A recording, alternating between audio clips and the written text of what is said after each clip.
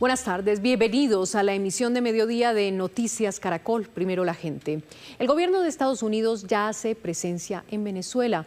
El Departamento de Estado confirmó el envío de una delegación a Caracas integrada, entre otros altos funcionarios, por el encargado de negocios en Colombia, John McNamara. Juan Camilo Merlano, en Washington. ¿Se sabe quiénes más componen la delegación y qué harán? Margarita, mucha atención porque lo que estamos viendo es los primeros pasos para la reapertura, el restablecimiento de las misiones diplomáticas tanto de los Estados Unidos como de Venezuela. Esto es la reapertura de sus embajadas. Un portavoz del Departamento de Estado nos confirmó hace algunos minutos que en efecto el encargado de negocios de los Estados Unidos en Colombia y quien también es jefe de la llamada Unidad para Asuntos de Venezuela, John McNamara, viajó a Caracas en compañía de personal diplomático y de seguridad estadounidense. Esto, abro comillas, con el fin de realizar una evaluación inicial con miras a una posible reanudación gradual de las operaciones en la embajada de los Estados Unidos en Venezuela, que recordemos está cerrada desde marzo del 2019. Las autoridades interinas en Venezuela hacen lo propio. Hace algunos minutos expidieron un comunicado confirmando la llegada de esta delegación estadounidense, que dicho sea de paso es la primera que llega a territorio venezolano tras el operativo que dio con la captura, con la extracción de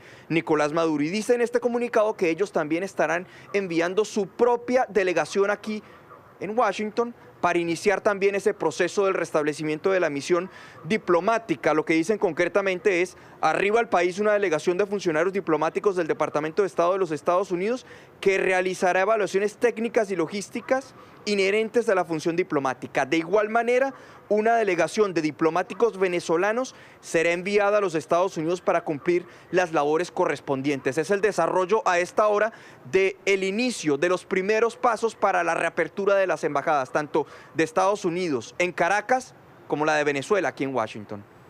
Juan Camilo, y entre tanto, en Venezuela continúa la incertidumbre y la esperanza de centenares de familiares de los presos políticos que permanecen a las afueras de las cárceles esperando la liberación de sus seres queridos. Pese a los anuncios, hasta ahora el Foro Penal confirma 8 excarcelaciones.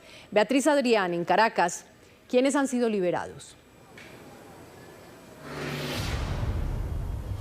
Hola Margarita, muy buenas tardes. Es decir, como usted decía, un maremoto de emociones entre ansiedad y esperanza. Hasta el momento, según el Foro Penal, han sido liberados 8 personas, entre ellos Viallo Pilieri y Enrique Márquez. Son 2 dirigentes políticos, también Larry Osorio, un sargento del ejército que tenía más de 4 años en prisión, y por supuesto los 5 españoles, entre ellos Rocío San Miguel, una importante mujer que hacía parte de la vida social del país como presidenta de la ONG Control Ciudadano.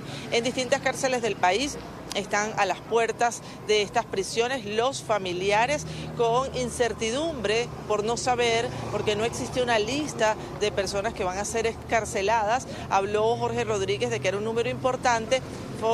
Provea dice que son más de 400 las personas que van a ser liberadas, pero hasta el momento no hay una lista, no se conocen los nombres y no se han producido nuevas excarcelaciones. Sabemos que esto es un proceso que tarda porque deben ser revisados por médicos y que deben ser emitidas las boletas de excarcelación. Por supuesto, estamos a la espera. Pero vamos a revisar cómo ha transcurrido la jornada de excarcelaciones desde la noche de ayer. Ay, qué felicidad. Sí, vale. Así fue el emotivo abrazo de los políticos Enrique Márquez y Viallo Pilieri con sus esposas tras ser liberados del Helicoide, el centro de torturas más importante del país. Ya estamos aquí contigo, hermano. Ellos salieron con medidas que les prohíben dar declaraciones a los medios de comunicación. Según el Foro Penal, otras 6 personas también fueron liberadas. 5 españoles, entre ellos la defensora de derechos humanos Rocío San Miguel. También fue puesto en libertad Larry Osorio, un sargento del ejército que llevaba 4 años en prisión. En distintas cárceles, familiares de presos políticos esperan con ansias sus liberaciones. Edmundo González les envió un mensaje hoy a estas familias. No queremos rumores ni versiones. Queremos estar con los nuestros, abrazarnos y vivir ese momento cuando llegue. Hoy mi abrazo está con cada familia que espera una llamada. La hermana de una ciudadana de nacionalidad española detenida también espera su liberación. Ha sido una situación muy difícil, tanto para ella como para la familia. Pero nada, tengo fe que hoy es el día. Otras organizaciones de familiares de presos políticos anunciaron la excarcelación del ex juez Alejandro Rebolledo, además de Franklin Alvarado y Alfredo Alvarado. Bien, en este momento el subdirector del Foro Penal está trinando que confirmamos la excarcelación de la ciudadana Aracelis del Carmen Balsa Ramírez. Entonces serían 9 las personas que han sido liberadas hasta el momento. La esposa de Rafael Tudares, hija de Edmundo González Urrutia, también a las 12:40 escribió en su cuenta de X lo siguiente, que después de recorrer varios centros de reclusión, de detención, en busca de mi esposo Rafael Tudares, está regresando al Rodeo 1. Dice que los tribunales en su momento le notificaron que allí se encontraba su esposo y que por supuesto entonces está a la espera a ver si se produce la excarcelación de Rafael Tudares. Es la información por lo pronto, Margarita. Beatriz, gracias. Y mientras centenares de detenidos y sus familias abrigan la esperanza de la libertad, los 5 españoles que fueron excarcelados ya están en su país. En el aeropuerto de Barajas está Tabata Molina. Tabata, ¿cómo fue la llegada? Hola, buenas tardes. Nos encontramos desde la Terminal 4 del aeropuerto de Barajas en Madrid, donde hace un par de horas aterrizaron los 5 ciudadanos españoles que estaban presos en Venezuela y que fueron liberados ayer tras las órdenes dadas por el gobierno de Estados Unidos. Se trata de Andrés Martínez Agasme, José María Basoa, Miguel Moreno, Ernesto Gorbe y la doctora Rocío San Miguel, quien tiene la doble nacionalidad española y venezolana. Estas personas fueron sacadas de la terminal aérea por una puerta alterna y no ofrecieron declaración a los medios de comunicación. Desde aproximadamente las 11 de la mañana comenzaron a concentrarse aquí en la terminal aérea los reporteros de diferentes medios de comunicación, después de que el ministro de Asuntos Exteriores español, José Manuel Álvarez, dijera en una entrevista televisiva que estas personas llegarían a territorio español sobre la 1 de la tarde aproximadamente. Sabemos que llegaron en un vuelo procedente de Bogotá, que partió de allí pasada la medianoche, y que al aterrizar aquí en Barajas bajaron del avión antes que el resto de los pasajeros y fueron acompañados por autoridades españolas quienes los recibieron. Primero a una reunión con autoridades españolas y bueno, posteriormente fueron llevados directamente del aeropuerto a los sitios de destino de cada uno de ellos, por lo cual no van a salir por la puerta por la que estamos todos esperándolos. En las declaraciones que ofreció el ministro de Asuntos Exteriores español más temprano, informó que estas conversaciones siguen para lograr la liberación de un 6º ciudadano español que sigue preso en Venezuela. Hay que recordar que en total serían 15 los ciudadanos españoles que hasta ayer estaban en los calabozos de los cuerpos de seguridad de la dictadura venezolana. Así que con la liberación de estos primeros 5 quedarían por lo menos 10 en prisión. El día de ayer, el presidente de la Asamblea Venezolana, Jorge Rodríguez, agradeció el gesto del expresidente español, José Luis Rodríguez Zapatero, quien, según el líder chavista, durante los últimos 10 años, ha intervenido en diversos procesos de negociación para la liberación de presos políticos. Tabata, muchas gracias desde Madrid. Y los presos políticos en Venezuela han tenido que soportar torturas, aislamientos prolongados y falta de garantías para un debido proceso, entre muchos otros vejámenes. Violaciones que se agravaron durante el mandato de Nicolás Maduro, especialmente en épocas de protestas contra el régimen y tras las elecciones del año pasado. Estas son algunas de esas terribles historias. Así quedó el rostro de Geraldine Moreno, asesinada el 19 de febrero de 2014 por funcionarios de la Guardia Nacional Bolivariana en el estado Carabobo. Geraldine corre, Geraldine le disparan por la parte de atrás de su cuerpo era un colador y Geraldine se cae.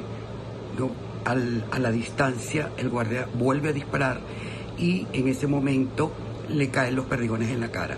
La falta de justicia es una de las principales violaciones a los derechos humanos. El Foro Penal documenta otras violaciones que se han registrado en Venezuela desde 2013, como torturas. Una de las víctimas narró lo que vivió estando en el helicoide detenido. Me rasgaron el ojo, entonces yo pedía asistencia médica y lo que hacía era darme con un bate en la barriga para que evacuase. Agarraban los excrementos, los ponían dentro de una bolsa de cuero que ellos tienen especial para eso, me la amarraban en la cabeza y me colgaban con eso. Las detenciones arbitrarias sin derecho a la defensa privada, el aislamiento prolongado de los detenidos son otras de las violaciones a los derechos humanos. Solo entre julio y diciembre de 2024 fueron encarceladas más de 2.000 venezolanos. Hemos tenido picos represivos, por ejemplo en 2014, tuvimos en 2017, 2019 y particularmente 2024, todo lo que fue este periodo de represión postelectoral pues ha sido sumamente grave y muy difícil. Desde el 28 de julio de 2024, es decir, después de las elecciones presidenciales del año pasado, hasta ahora se han producido cerca de 2.400 arrestos arbitrarios por motivos políticos. Durante las protestas de 2014 y 2017, los cuerpos de seguridad del Estado asesinaron a un gran número de jóvenes disparando sobre una multitud de manifestantes, pisando con tanques a personas que protestaban y capturando y encerrando a miles de venezolanos.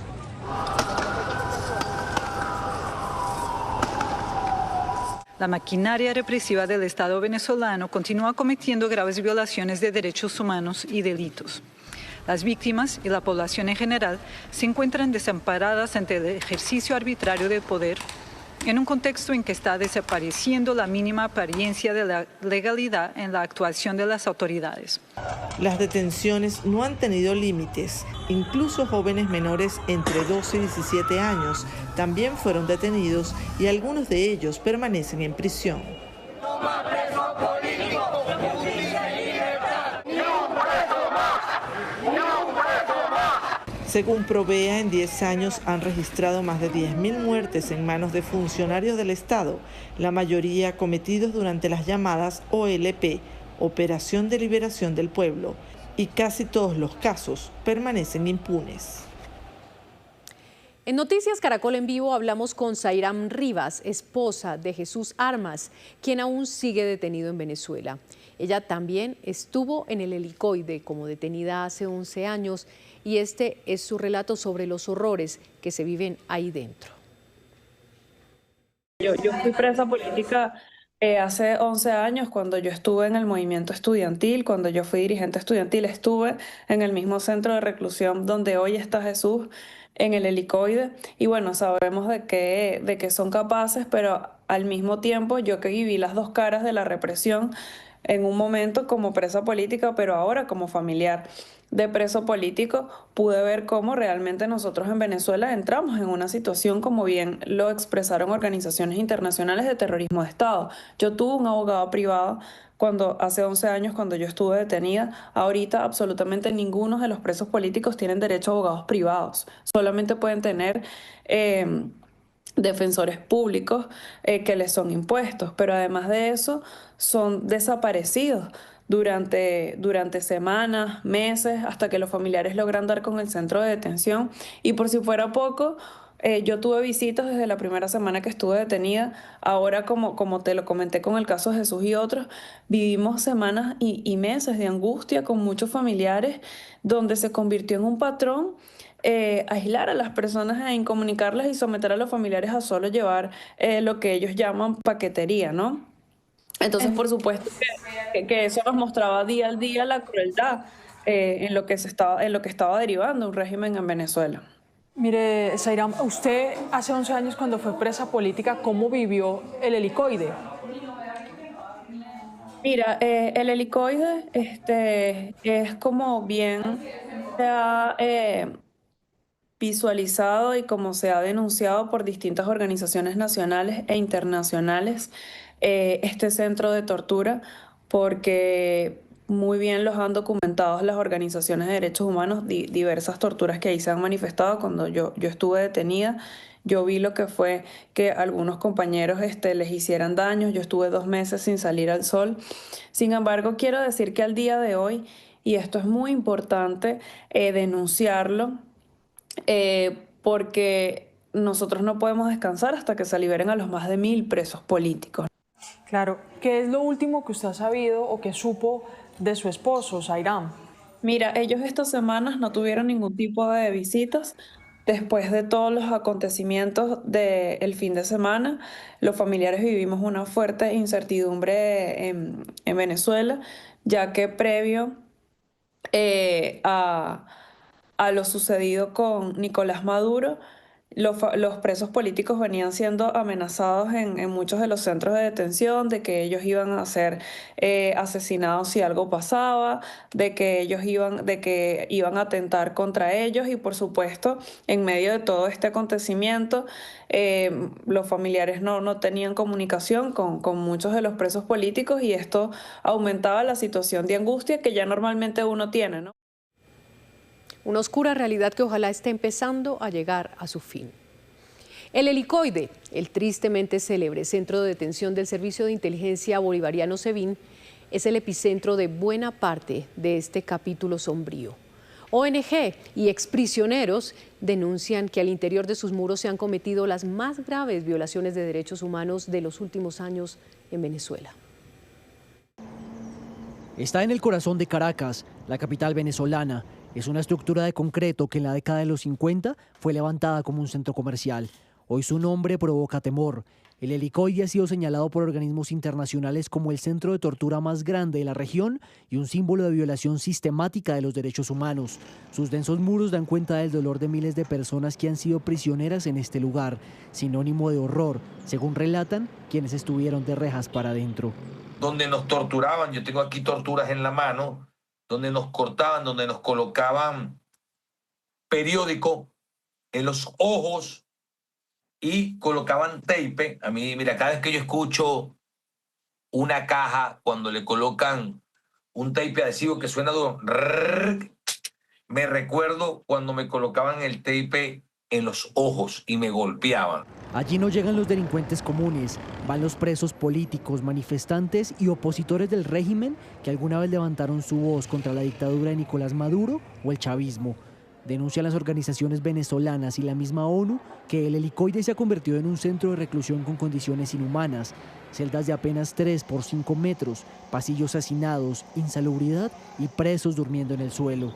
Uno duerme con ratas, cucarachas, donde uno hace sus necesidades. Usted puede evidenciar los videos que yo he subido en mis redes sociales donde uno hace sus necesidades en potes de Pepsi-Cola, Coca-Cola, en cualquier envase, donde en la madrugada te despiertan con música a todo volumen, donde no te dejan dormir, donde te amarran con cadenas. Relatan que no hay acceso regular a los baños y que al encierro y al aislamiento se suma la incertidumbre y el miedo provocado por el Servicio Bolivariano de Inteligencia de Venezuela, conocido como SEBIN. Esta institución del régimen ha estado a cargo del Helicoide desde 2015 y denuncias que han llegado hasta la ONU señalan que sus funcionarios son quienes torturan a los presos. Dicen que las órdenes son impartidas desde los niveles más altos del poder y que no hay nadie dentro de la prisión que garantice los derechos de los opositores. Precisamente hablamos con Víctor Navarro, un exprisionero político quien fue detenido en 2018 cuando terminaba sus estudios de periodismo y lideraba una organización de ayuda a jóvenes víctimas de la represión. Él recreó lo que viven los presos políticos en el Helicoide en una experiencia de realidad virtual que ha llevado a distintos países y organizaciones del mundo para generar conciencia. Cuéntenos, por favor, en qué momento fue su detención en el Helicoide y lo que nos quiera narrar al respecto. En efecto, fui torturado, no solamente psicológica, sino también físicamente durante el tiempo que estuve allí. Nunca se respetaron los derechos, nunca tuve un abogado, nunca tuve una visita, nunca pude tener una llamada a mis familiares. Me golpearon muchas veces. Me raparon el pelo tipo como hacían en Auschwitz en los campos de concentración. En algún momento oficiales para obligarme a inculpar a personas que eran inocentes y algunas que ni siquiera tenían que ver conmigo, tomaron un arma y la desbloquearon y me la metieron en la boca diciéndome que me iban a volar la cabeza y obligándome a decirles que le tenía miedo y me golpearon mucho, me patearon. Entonces, digamos que vivir en el Helicoide se transformó en una humillación constante donde a pesar de todo esto, siempre la mayor tortura era percibir cómo torturaban a otros. No es lo mismo narrarlo que verlo. Y usted lo que hizo fue que transformó esa experiencia en una experiencia de realidad virtual, con unas gafas de realidad virtual en donde las personas pueden ver o sentir de alguna manera lo que es este centro de tortura, el helicoide. Allí lo que tú puedes ver es cómo son las celdas. Cómo están las celdas y las condiciones en las que viven los presos políticos.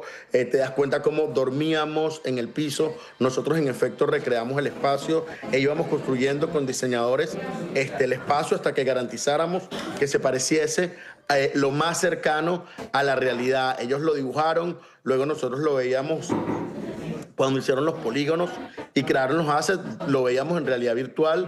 Muchos no estábamos en la misma ciudad porque estábamos en el exilio, pero veían streaming de la experiencia e íbamos validando cómo se acercaba más a la realidad para que las personas pudiesen verlo. Y hay un momento donde puedes escuchar, estando dentro de la celda, los testimonios de la voz de cada una de las personas que allí están detenidos. Luego de eso, entras a un cuarto que está en el helicoide que se llama El Bañito, que es un cuarto 2x2, un baño muy, muy pequeño, donde las cucarachas pasan por el cuerpo de las personas, las ratas, y allí meten 4 o 5 personas y tienen que dormir de pie.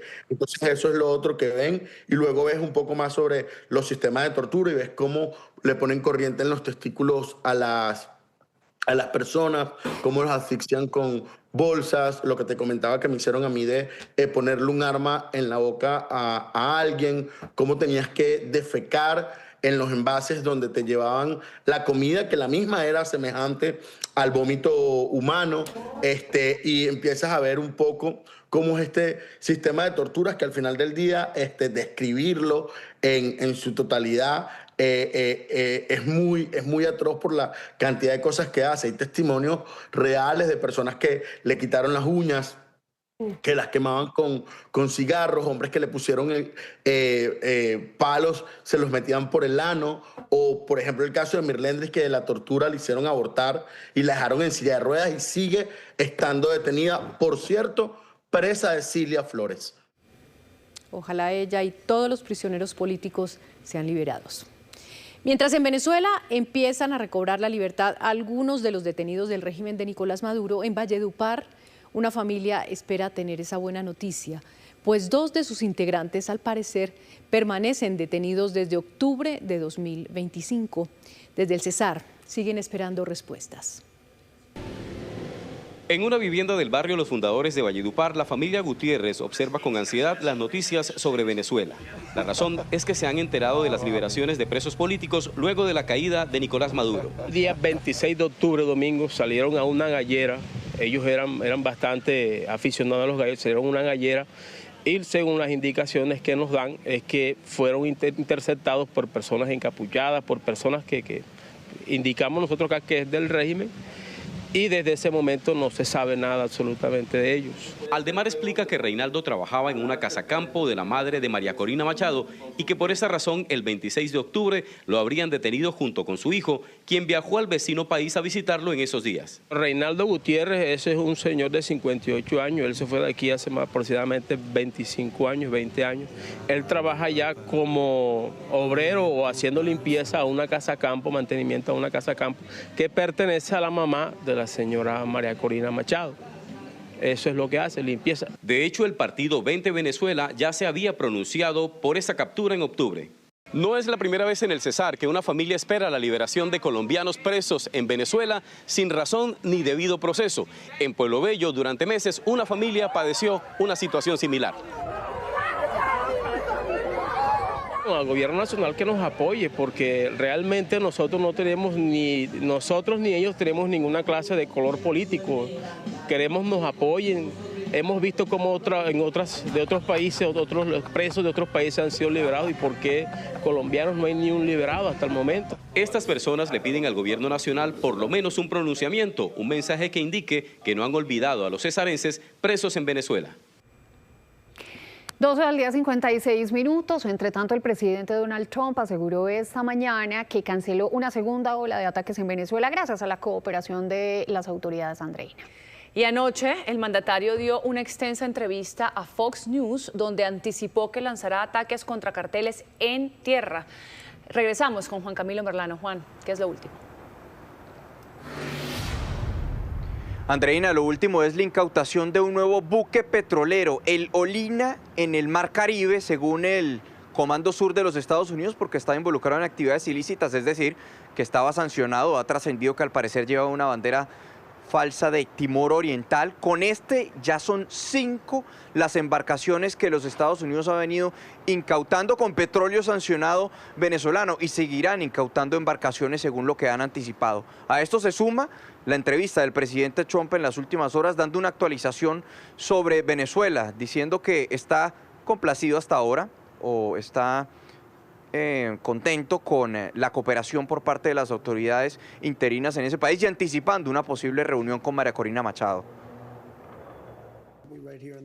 Ya no es necesario. Con ese argumento, el presidente Trump durante la madrugada notificó que cancelaba una segunda ola de ataques en contra de Venezuela, dada la cooperación con las autoridades interinas y la reciente liberación de presos políticos que calificó como decisión inteligente. Aunque el mandatario parece estar trazando la estrategia para su siguiente blanco, los carteles en México, o al menos eso sugirió en entrevista con Fox News. Hemos eliminado el 97% de las drogas que llegan por agua y ahora vamos a empezar a atacar por tierra con respecto a los cárteles. Los cárteles están controlando México. Es muy triste ver lo que ha pasado en ese país. El mandatario nuevamente se mostró complacido por los diálogos iniciales con las autoridades interinas de Venezuela, con quienes prometió trabajar para reconstruir la industria petrolera venezolana. Simultáneamente, Trump anticipó una posible reunión con María Corina Machado, a quien le agradece que le esté ofreciendo el Premio Nobel de Paz. Lo que entiendo es que ella va a venir en algún momento la próxima semana y espero poder saludarla. He escuchado que ella quiere hacer eso y sería un gran honor. En lo que respecta a elecciones, Trump no se mostró apresurado. Le apunta primero a estabilizar Venezuela, pero en el marco de su política frente a la región tiene puestos los ojos sobre Cuba. Cuba le da la protección a Venezuela y Venezuela le da el dinero a Cuba a través del petróleo. Así que no sé qué va a hacer Cuba. Creo que Cuba va a fracasar. Se espera que Estados Unidos avance pronto con el levantamiento de sanciones a la industria petrolera en Venezuela, en el marco del acuerdo para que compañías estadounidenses entren a ese país. Sobre el anuncio del presidente Trump por la advertencia de ataques en tierra contra carteles en México, hay que destacar que la presidenta mexicana Claudia Sheinbaum durante su conferencia de prensa esta mañana dijo que había que fortalecer, estrechar la comunicación con Estados Unidos. Recordemos que, por ejemplo, en el caso de Colombia, el presidente Petro dijo que una de las razones por las que Trump tenía esos comentarios frente a él era precisamente porque no tenían una comunicación directa. De ahí la importancia de esa primera llamada que sostuvieron ambos mandatarios. De hecho, normalmente cuando Trump se refería en anteriores ocasiones a ataques en tierra en contra de los carteles, mencionaba a México, pero también a Colombia. Anoche no mencionó a Colombia. Alejandra. Bueno, lo cual es una muy buena noticia para los colombianos. Muchísimas gracias, Juan Camilo. Una en punto, en Noticias Caracol en Vivo, hablamos con John Bolton, ex asesor de seguridad de Estados Unidos bajo la administración Trump. Criticó la decisión del mandatario de permitir que el régimen conserve el poder en Venezuela. Explicó también las razones detrás del interés en el petróleo venezolano y los posibles efectos de esa llamada Petro-Trump, a la cual hacía referencia Juan Camilo. Aquí una parte de ese diálogo. Señor Bolton, lo hemos escuchado en los últimos días decir que lo que está haciendo el presidente Trump en Venezuela es una mala operación, una mala idea. Y aquí en Colombia lo conocemos, por supuesto, por su trabajo, pero también por ese mensaje en su agenda que se refería a 5.000 tropas a la frontera aquí con Venezuela. Usted discutió esto que está pasando antes con el presidente Trump. ¿Por qué es diferente ahora? Bueno, creo que Estados Unidos tiene motivos para ayudar a la oposición venezolana a derrocar al régimen de Maduro. Así lo sentí en 2018 y 2019, cuando estaba en la Casa Blanca. Y hoy sigo creyéndolo. Lo que Trump está haciendo mal es dejar al régimen de Maduro en el poder. Ha capturado a Maduro y lo ha llevado a Nueva York para juzgarlo, pero todos los demás siguen allí. Y eso es muy preocupante porque significa que la oposición que ganó las elecciones en 2024 vuelve a estar a merced de Delcy Rodríguez, Vladimir Padrino y Diosdado Cabello. Es decir, todo el régimen, excepto una persona, sigue ahí. Ese es el error. Deshacerse del régimen, devolver el gobierno de Venezuela a su pueblo, esa es la forma correcta de actuar. Sí, bueno, la fascinación por el petróleo va de la mano con Trump. Volviendo a Irak, le gustaba decir que fue uno de los primeros en oponerse a la decisión de George W. Bush de derrocar a Saddam Hussein, pero también solía decir, por supuesto, que si Bush se hubiera quedado con el petróleo, entonces habría estado bien. ¿Qué confianza tienen las empresas norteamericanas para invertir en un país que está controlado por un régimen, sobre todo porque ya perdieron su infraestructura una vez? Creo que Trump se centra en la política interna estadounidense. Hay mucha preocupación por la inflación continua, lo que algunos llaman el problema de asequibilidad, y creo que lo que Trump quiere decir es que va a extraer mucho petróleo venezolano y por lo tanto el precio de la gasolina para los consumidores cuando llenen sus coches y en sus negocios será mucho más bajo. Quizás no entiende que la infraestructura venezolana está en muy mal estado. Se necesitarán años y miles de millones de dólares para que funcione lo suficientemente bien como para extraer una cantidad de petróleo suficiente como para marcar la diferencia. Pero creo que eso es lo que Trump tiene principalmente en mente. Hoy se reúne con ejecutivos de algunas de las principales compañías petroleras estadounidenses. Creo que son muy reacios a invertir cantidades sustanciales de dinero en Venezuela en las circunstancias actuales. Señor Bolton, ¿cómo debería Colombia jugar sus cartas en este panorama? Parece que los presidentes Petro y Trump están intentando resolver sus problemas, restaurar su relación, pero hay una amenaza incluso de ataque militar del presidente Trump aquí, a suelo colombiano. Bien, parece que la conversación telefónica que mantuvieron ayer los dos presidentes fue muy bien, así que parece que va a dar lugar a una reunión en Washington. Creo que aún por programar, pero eso es lo que dijo Trump anoche.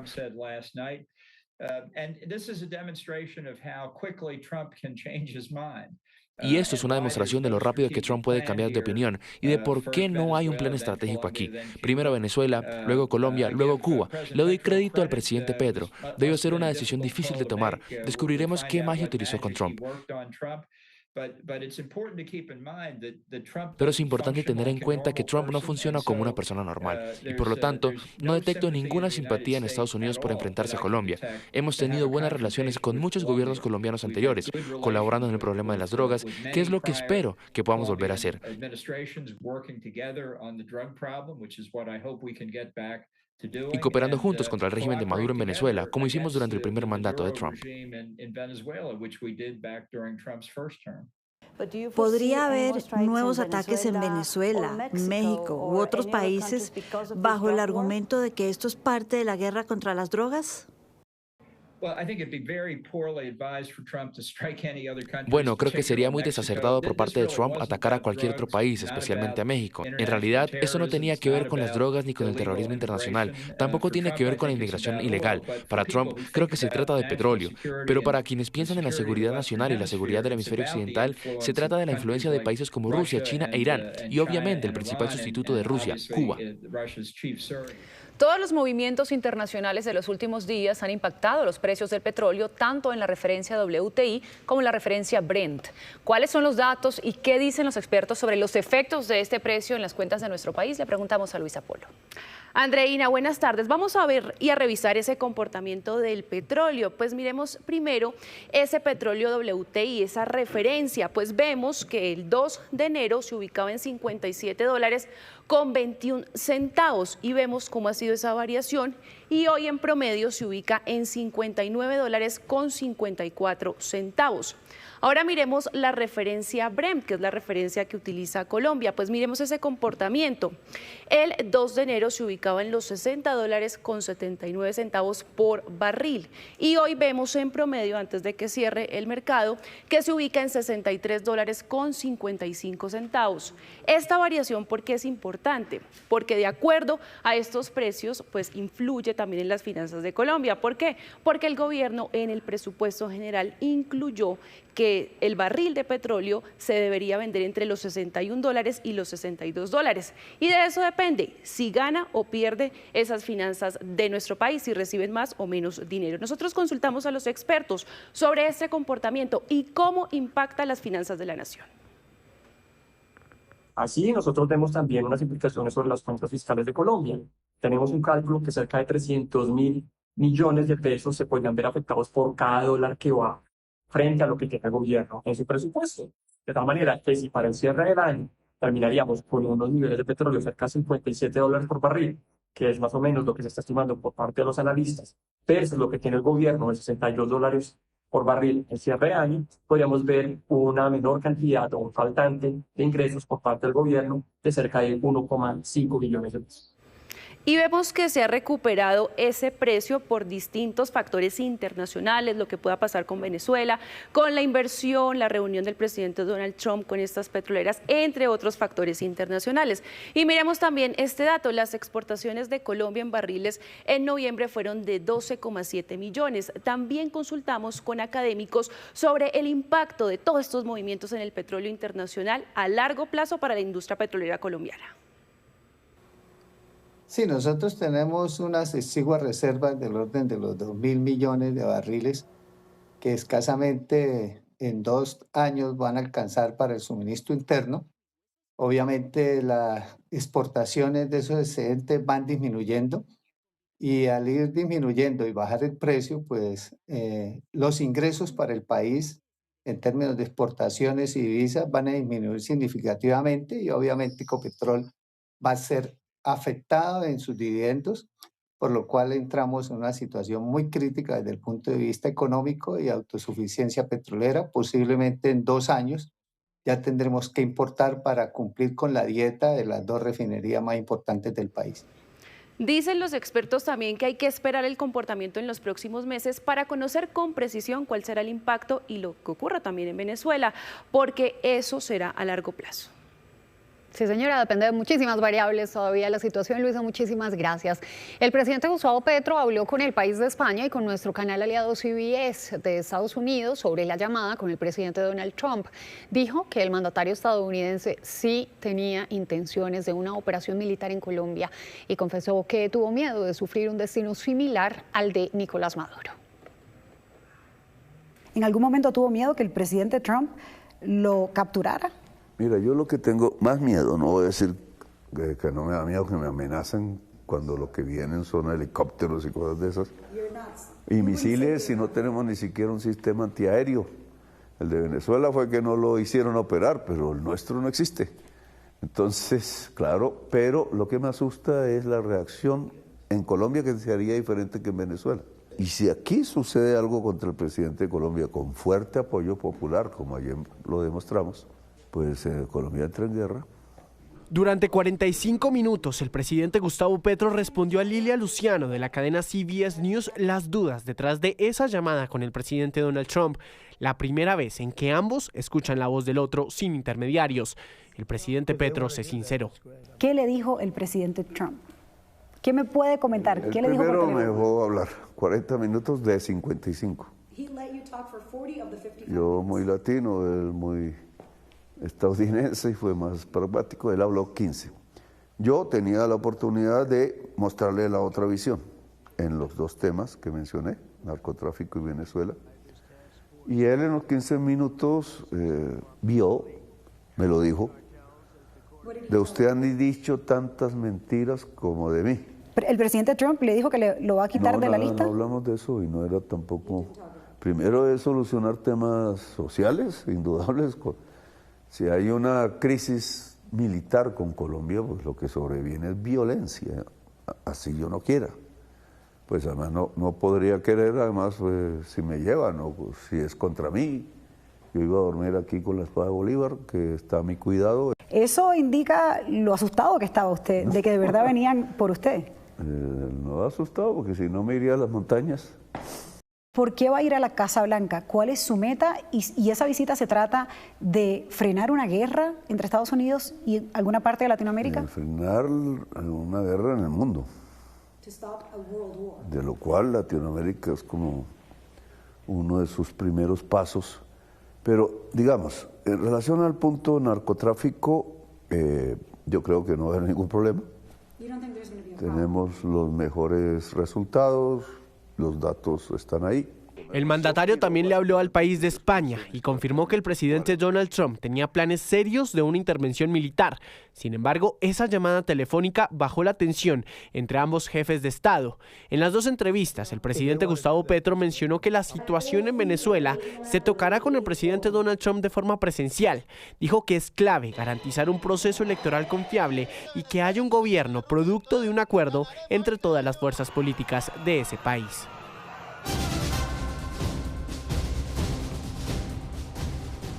1:12 p.m.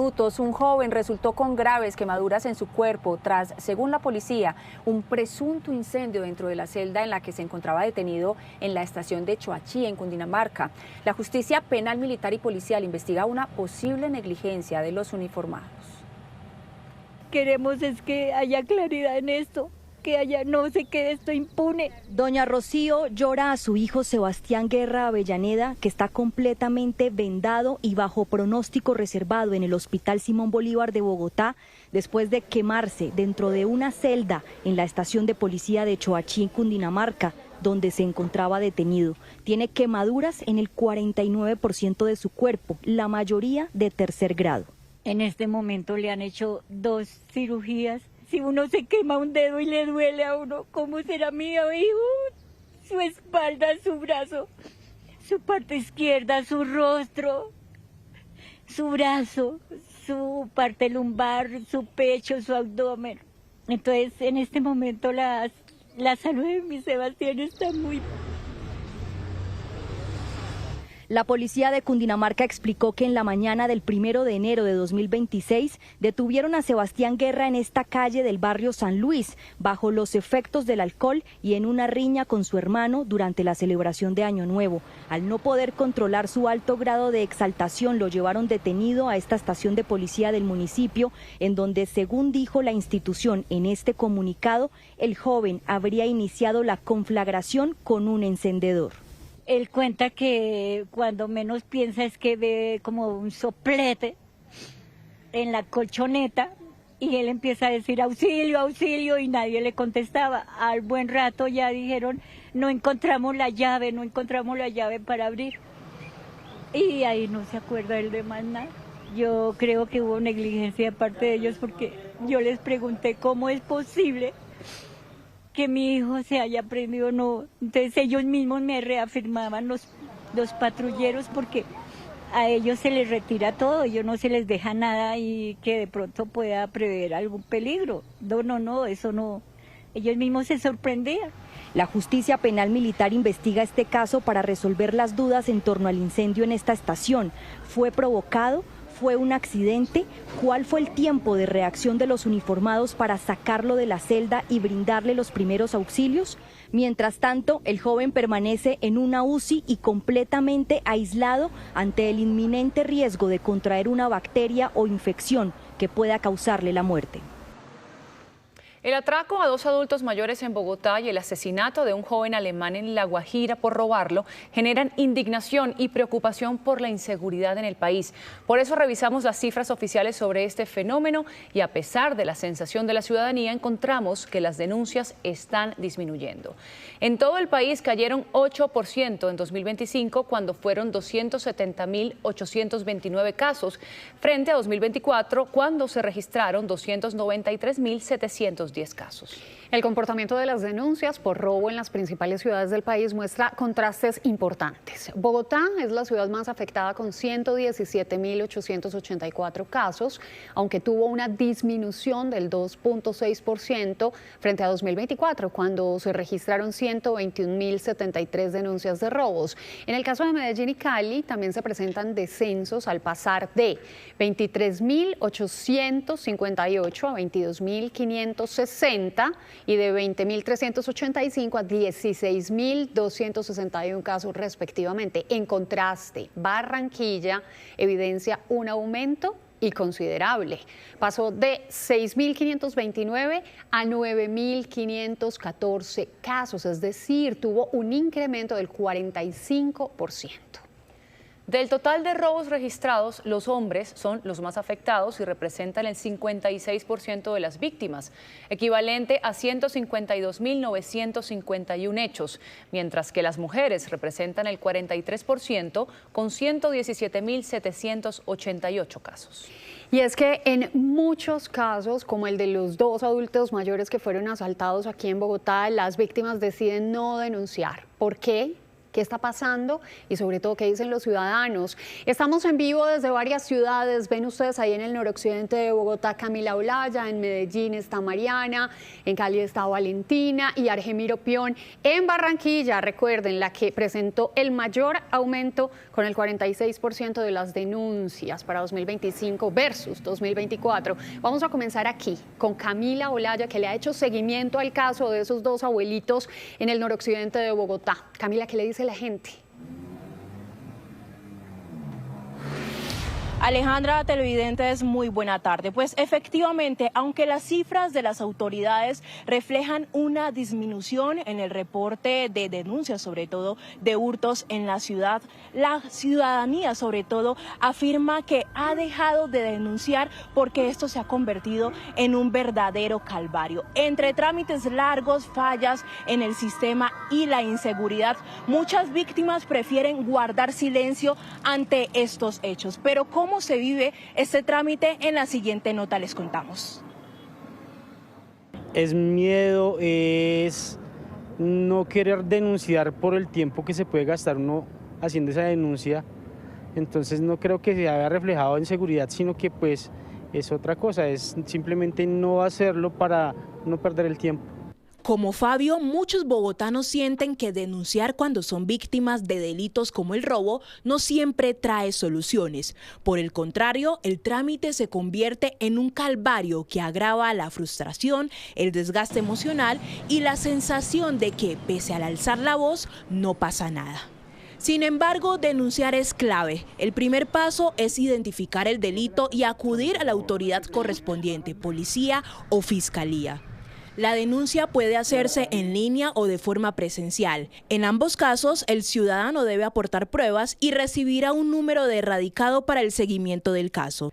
Pero para muchos bogotanos, perder el celular, la bicicleta o el bolso no es el mayor problema. El verdadero viacrucis empieza al momento de denunciar en un trámite que puede tardar horas o incluso días.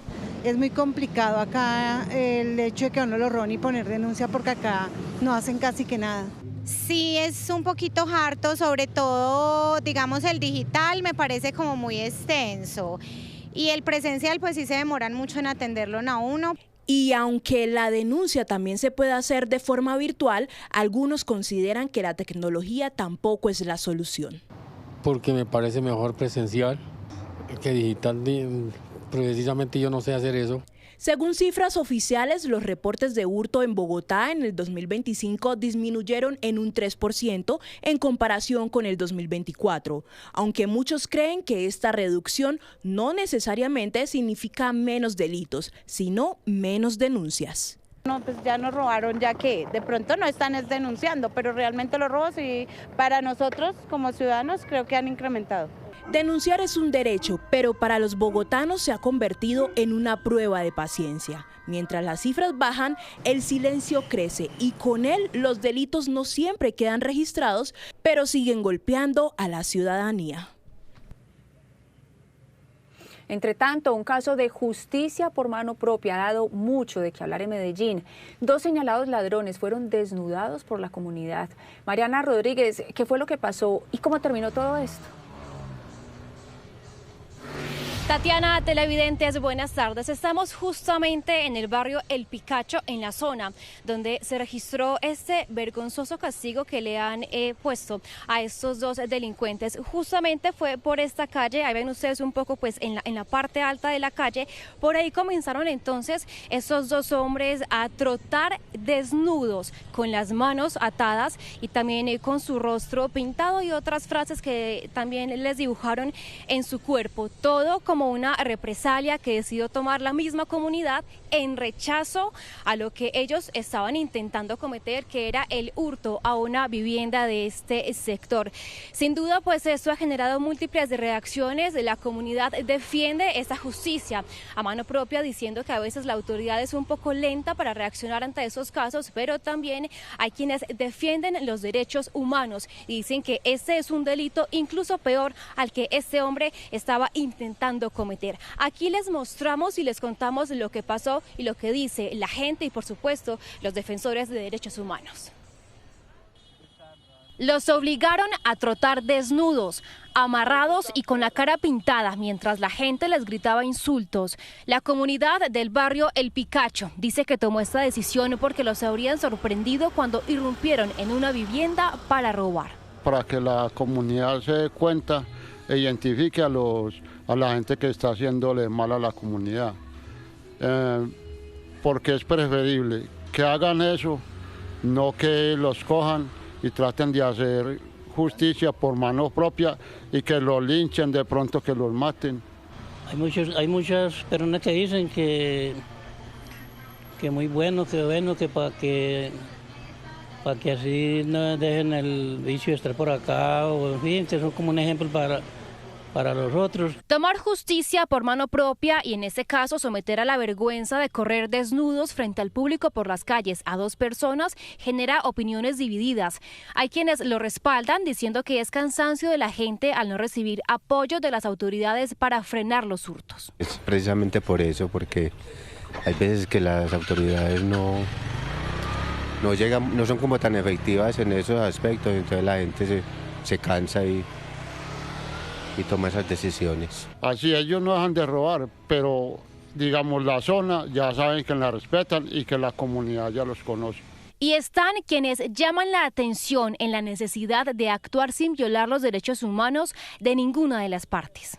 Cualquier sometimiento a una fuerza extrema, a un trato inhumano o degradable que exceda lo estrictamente necesario, como ocurre en este caso, debe ser considerado un delito de tortura, que tiene una pena mínima de 10 años y una pena máxima de 23 años. Sin embargo, la inseguridad parece estar disparada. En las últimas horas se conoció otro video de cámara de seguridad que registró el momento en el que un hombre en muletas en el municipio de Girardota fue atracado e intimidado con una pistola por robarle un bolso en el que llevaba 18 millones de pesos. Pues justamente la DIJÍN y la Policía Nacional publicaron el listado del top 10 de las ciudades que más redujeron los hurtos durante 2025. El Valle del Cauca tiene 2 de esas ciudades. Palmira lo lidera con el 29%. Valentina Gallego, buenas tardes. ¿Cómo lograron esta reducción las autoridades? Tatiana, televidentes, buenas tardes. Los saludos del municipio de Palmira y les voy a mostrar una de las razones que ayudaron a las autoridades precisamente a reducir los delitos. Me encuentro en el sistema integrado Búhos. Su nombre obedece porque desde aquí se monitorea y se vigila las 24 horas el municipio. Desde una de estas cámaras se identifican anomalías en las calles, se le hace zoom y se transmite de una forma más amplia para comunicarle en tiempo real a las autoridades algunos mecanismos que ayuden a combatir precisamente unos delitos. Un ejemplo, en el mes de noviembre, por medio de este sistema integrado de cámaras de videovigilancia, frustraron un secuestro de una persona que estaba vinculada a un ingenio azucarero. Durante el 2025, el municipio de Palmira estuvo priorizado por las autoridades por el alto nivel de inseguridad evidenciado en diferentes delitos, principalmente el homicidio y el hurto a personas. En ese año se realizaron 50 operaciones, se incautaron más de 900 armas de fuego y se aumentaron las denuncias ciudadanas, lo que permitió disminuir en unos 1000 casos el hurto. Se desarticularon más de 7 bandas en el municipio de Palmira específicamente y son actores que permean ciertos sectores del municipio y dentro de ellos pues hay varios integrantes no solamente dedicados al hurto sino a otras modalidades delictivas como es el microtráfico. La adquisición de nuevas tecnologías fue clave para lograr la disminución de delitos. Los delincuentes ahora son identificados con inteligencia artificial. Tenemos 50 cámaras de reconocimiento facial y reconocimiento de placas que ha hecho de que bajemos la reducción, el hurto, porque hemos cerrado la brecha pues a la delincuencia. Las cámaras permitieron que los policías tuvieran información anticipada de los movimientos de los delincuentes. Tenemos 575 cámaras que están activas 24/7, operadores todos los días. Lo que hacemos es la revisión de las cámaras con análisis de data. Tenemos cámaras de reconocimiento facial, reconocimiento de vehículos, de placa de vehículos y con el monitoreo permanente logramos identificar las situaciones anómalas que pasan en la ciudad. Durante el año también se realizó una megatoma que permitió eliminar las bandas que trabajaban desde las cárceles. Megatomas que tenían como propósito intervenir articuladamente y en tiempo real sitios neurálgicos como la cárcel de Palmira, donde encontramos una gran cantidad de celulares. También realizamos allanamientos, captura e incautación de armas de fuego que obviamente neutralizaban todos estos actores criminales. El secuestro fue el único delito que no se logró disminuir en el Valle del Cauca. En el año se registraron 14 casos, por eso las autoridades reforzarán durante el 2026 los patrullajes, operativos, requisas y cámaras de videovigilancia. En contraste, en el Atlántico aumenta la preocupación por los hurtos a ciudadanos. La comunidad reporta que una de las modalidades más frecuentes es el raponazo. Y mientras que las autoridades refuerzan su pie de fuerza, parece que los delincuentes no dan tregua. Argemiro Pion, ¿cuáles son esos planes de las autoridades y qué dice la gente?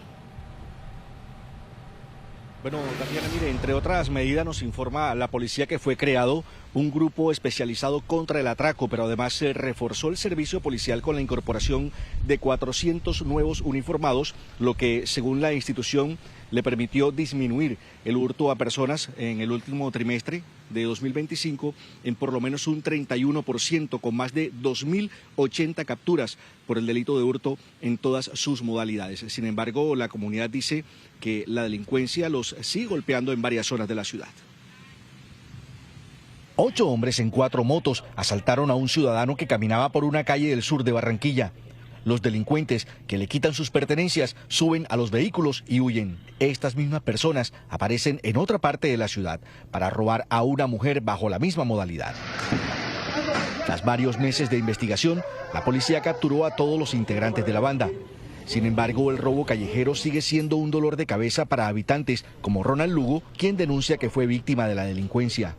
A 2 cuadras de mi casa, cuando fui sorprendido por 2 jóvenes, que llaman la atención, 2 jóvenes en moto, los que me abordaron, uno se tira de la moto, se baja de la moto en forma sorpresiva y me agrede con una navaja, un arma cortopunzante.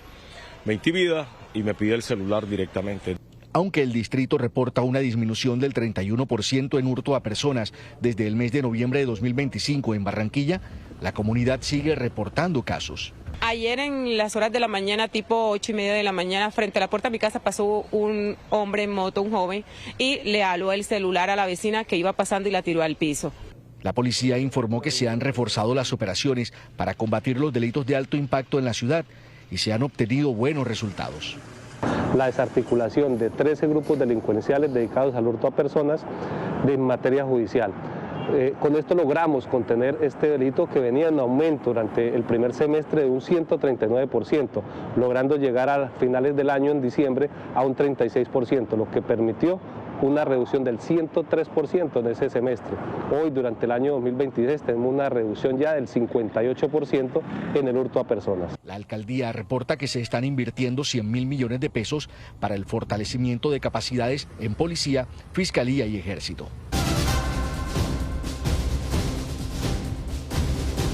1:40 p.m. En las últimas horas se conoció la cifra de la inflación registrada al cierre de 2025 y que se ubicó en 5.10%. Luisa Fernández, repasemos esos datos que nos preocupan a los colombianos. ¿Qué implica? ¿Qué se impacta inmediatamente? Alejandra, buenas tardes. Mire, así como usted lo dijo, 5.10% fue la cifra con la que cerró la inflación el año pasado, diciembre de 2025, y solo en diciembre de ese año la inflación o el costo de vida, como también lo conocemos, fue del 0.27%. En esta gráfica, por ejemplo, observamos cómo ha sido el comportamiento de la inflación en los últimos 3 años. Hay una senda de caída consecutiva, sin embargo, como se puede observar, en los 4 últimos meses se ha estancado por encima del 5%, que es una meta completamente alejada de la que tenía el Banco de la República. Esto dijo la directora del DANE.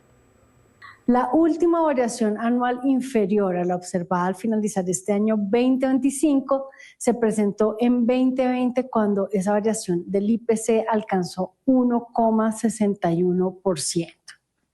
¿Pero qué significa esto, Alejandra y televidentes? Que, por ejemplo, si usted iba a hacer compras en restaurantes y en hoteles, eso le presentó un costo de vida del 7.91%, es decir, una inflación del 7.91%. También fue más costosa la educación para el cierre de ese año 2025, con un aumento del 7.36%, y los servicios o los temas de salud, 7.20%. El gasto de los colombianos se ubicó principalmente en estos sectores. Vamos a revisar las ciudades, pues Bucaramanga es la ciudad con mayor inflación en todo el país, 5,78%, Pereira 5,77%, Bogotá 5,41% y Popayán 5,25%. La directora del DANE se refirió también a esos fragmentos poblacionales y cómo fue la inflación para ellos dependiendo sus ingresos.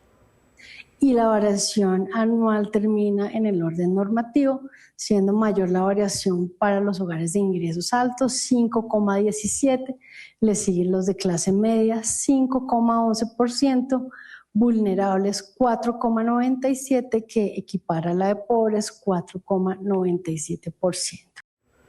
Algunas poblaciones con un costo de vida mayor a otras poblaciones, como le explica también la directora del DANE. Mire, nosotros recorrimos una de estas ciudades que registraron mayor inflación en Colombia para el cierre de 2025. Vamos a ubicarnos en Pereira en el siguiente informe. Según el índice de precios al consumidor reportado por el DANE, Pereira se destacó como la segunda ciudad con más inflación del país, presionada principalmente por el alza de bienes y servicios básicos. Al tema de la informalidad le impacta directamente porque pues en la medida que se suben los precios, pues la persona que trabaja en el sector informal pues tendrá que vender más, y al no poder vender más pues tendrá que subir sus precios, y pues eso se vuelve una espiral inflacionaria que nos afecta pues a todos los pereiranos. Uno de los sectores más impactados por este fenómeno ha sido el de la vivienda. En la capital risaraldense, los arriendos registraron aumentos significativos, convirtiéndose en el gasto fijo más costoso para las familias. Hombre, se ve afectado su bolsillo hombre, casi un 100%, porque es que si pagas el arriendo, no comes, ¿me entiendes? O si no comes, no pagas el arriendo, ahí está la incógnita. Entre los gastos se destaca la alimentación fuera del hogar, donde quienes dependen del denominado corrientazo se empiezan a ver afectados. ¿En qué impacta totalmente? El corrientazo estaba en 15.000, ya quedó en 18.500, incrementó 3.500, ya es demasiado. A esto se suma el aumento de los servicios públicos, que se han convertido en otro dolor de cabeza para los ciudadanos. Don Luis Germán asegura que las facturas de agua, energía y gas han subido a tal punto que hoy resultan, según él, impagables. Y la verdad que me tiene asustado porque los servicios están llegando, el año pasado estaba pagando casi 600, hoy pagué este mes pagué casi 1 millón de pesos. A pesar de este panorama, Pereira continúa mostrándose como una ciudad en crecimiento. Sin embargo, este desarrollo viene acompañado de presiones inflacionarias que golpean directamente el bolsillo de sus habitantes. Mire, pero también hay ciudades que tienen un buen comportamiento y que tuvieron durante 2025 precios en bienes, productos y servicios muy parecidos a los que tenían en el año 2024, es decir, ciudades con menor inflación. Hablamos, por ejemplo, de Riohacha con 4.6% de inflación por debajo del promedio nacional, Santa Marta 3,64%, Valledupar 3,49% y la de menor inflación, Montería, o bueno, entre las que está de menor inflación, Montería 3,92%, todas ubicadas coincidencialmente en el norte de Colombia, es decir, en la costa colombiana. Veamos el informe de Montería.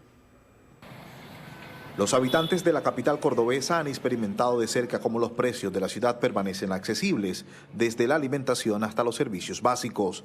Mientras que la inflación en el país alcanzó un 5,10%, en Montería apenas llegó al 3,92%.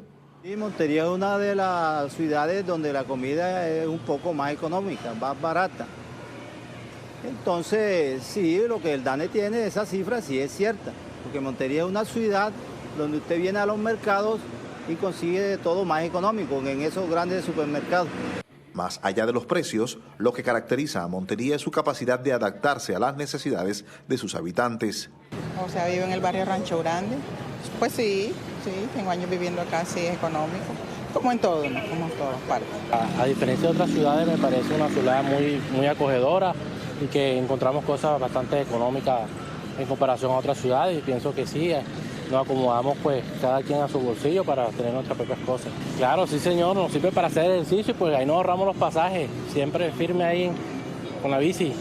El precio de los alimentos que suele presionar el gasto de la canasta familiar en Montería solamente creció un 3,66%. Bueno, mi amigo, hoy tenemos el precio de la yuca a 1.500 la libra, el plátano verde se está dando a 4.000 pesos la mano, el ñame diamante 2.000 la libra, el criollo 2.500, espino 2.500 también. Otro factor determinante en los precios es el alto crecimiento del emprendimiento, porque la estructura de costos de un emprendedor es mucho más baja. Sin embargo, el reto ahora es mayúsculo: mantener esta estabilidad económica en medio de presiones inflacionarias que afectan al resto del territorio colombiano. Pero bien, Tatiana, Alejandra hace unos minutos me preguntaba qué implica que la inflación se haya mantenido por encima del 5%, es decir, en el 5.1%. Pues mire, las personas que viven en arriendo, automáticamente se le va a subir el arriendo 5.1%. Saque calculadora y mire el precio que paga hoy y auméntele el 5.1%. El mismo caso para algunos peajes del país, para los servicios públicos, ya lo decían en Pereira, también un aumento del 5.1%, y para todos los temas de educación, un aumento también que se va a registrar de este año, teniendo en cuenta la cifra de inflación del año pasado, Tatiana. Luisa, gracias. Casi todo sube. Y continuando con este tema, según el DANE, el sector de restaurantes y alojamientos fue el que más aportó a la cifra, superando incluso el promedio anual. María Juliana Reyes, ¿de cuánto fue la inflación en ese sector y qué dice la gente, qué dicen los comerciantes? Tatiana, muy buenas tardes. Pues según el reporte reciente del DANE, los restaurantes y también los hoteles fueron el elemento que más aportó a la inflación. Estamos hablando del 7.91%, incluso, ya usted lo decía, superando el promedio nacional. Nosotros estuvimos hablando con la gente para preguntarles cómo les ha afectado el bolsillo y también cuál es el panorama, cómo la ven para este año 2026 con el tema de los restaurantes, los corrientazos y los gusticos que se pueden dar también los fines de semana. ¿Cree usted que de pronto la salidita que se hacía quizás los domingos o el fin de semana con su familia de pronto la vaya a cancelar? Eventualmente, porque hay que marcar prioridades, hay que pagar colegios, hay que pagar arriendos, servicios, energía, pues obviamente esos lujitos habrá que recortarlos. En el momento estoy optando sí por preparar todo desde la casa como para ver una economía. Y es que este tipo de comentarios o de opiniones de los ciudadanos son lo que preocupan aún más a los propietarios de los restaurantes, a todo este sector gastronómico que al final es el que se ve más apretado. Dicen igual que para este año 2026 el panorama se ve aún con más dificultades debido a los diferentes cambios que se han instalado durante este año. El promedio mínimo de incremento que visualizamos es del 11%, estimando tanto el encarecimiento de los insumos, de lo que es la materia prima, como el encarecimiento de la contratación de personal. Por eso le hemos hecho un llamado al gobierno nacional, que ya que estamos en emergencia económica, no solamente piense en incrementar impuestos, sino en medidas para ayudar a sostener los empresarios formales, los que les recaudan impuestos y generan empleo formal. Bueno, en realidad es una mezcla de muchas cosas porque nos pasaron tres cosas importantes iniciando este año, que no solo fue el alza del salario mínimo, sino unos nuevos impuestos también al trago, más horarios nuevos y diferente jornada laboral. Hay que mantener un balance entre no subir tanto los precios porque eso no lo va a terminar asumiendo el cliente final, sino que tenemos que tener un balance en donde los restauranteros también asumamos un pedazo y el cliente final otro. Entonces lo que vamos a hacer es un incremento regulado Este sector teme dos situaciones. Por un lado, que los establecimientos se volquen incluso a la informalidad debido a las diferentes alzas que se presentan, y también por otro lado que terminen en el cierre de los establecimientos. Alrededor del 50% de los restaurantes en el país son informales y se teme entonces que esta cifra incluso pueda llegar a crecer. María Juliana, y seguimos hablando de alzas porque el distrito oficializó el aumento de 350 pesos en el pasaje de Transmilenio después de la polémica con el presidente Gustavo Petro tras el incremento del 23% en el salario mínimo. Mayra Tenorio, ¿en cuánto queda el pasaje y cuánto se hace efectivo este aumento?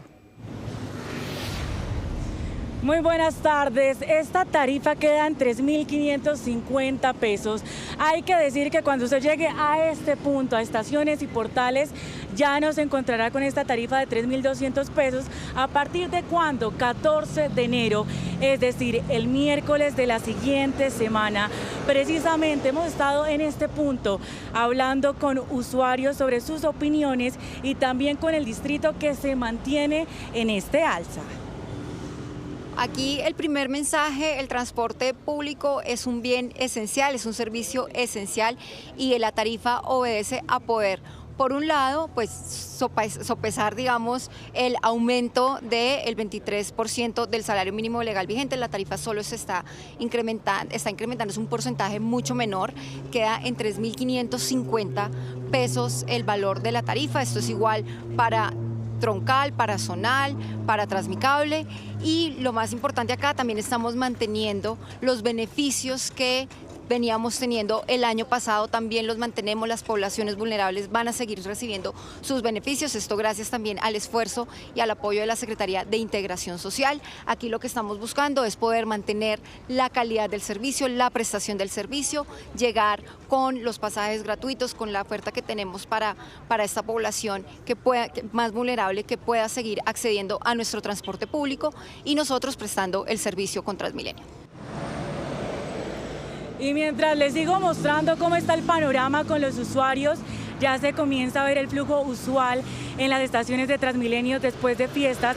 Hay que decir que no solamente ellos han hablado, también el ministro de Trabajo, Antonio Sanguino, se pronunció a través de su cuenta en X. Dijo que estos incrementos son injustificados y desmedidos y que evalúan medidas de control para hacerle frente a estos aumentos. Y es que no solamente habla de aumentos por este salario mínimo en el transporte aquí en Bogotá, sino también en Cali. Información muy importante que dice el gobierno a esta hora respondiendo a este aumento en la tarifa de Transmilenio. Mayra, pero justamente aprovechando que usted está en las calles, ¿cómo está la movilidad en las salidas de Bogotá y qué se espera con el regreso de los viajeros este fin de semana? Andreina, le cuento que vemos una Bogotá todavía muy tranquila. Ustedes van a ver imágenes aquí de la calle 26, pero también de la autopista norte, de la autopista sur y terminal Salitre. Hay que decir que este fin de semana se espera la entrada de 1 millón de viajeros, de vehículos aquí a la capital del país. Solamente este viernes han entrado 100.000 vehículos, para que usted tenga muy en cuenta. Pero ¿cómo será la entrada aquí a la capital del país? Recuerde, el lunes festivo, a partir del mediodía, aplica el pico y placa regional. De 12 del mediodía a 4 de la tarde, vehículos que terminen en placa par pueden ingresar a Bogotá, y de 4 de la tarde a 8 de la noche, vehículos que terminen en placa impar. Información muy importante a tener en cuenta. Los dejo con el pulso de la ciudad a esta hora en la calle 26. Lo último en Noticias Caracol.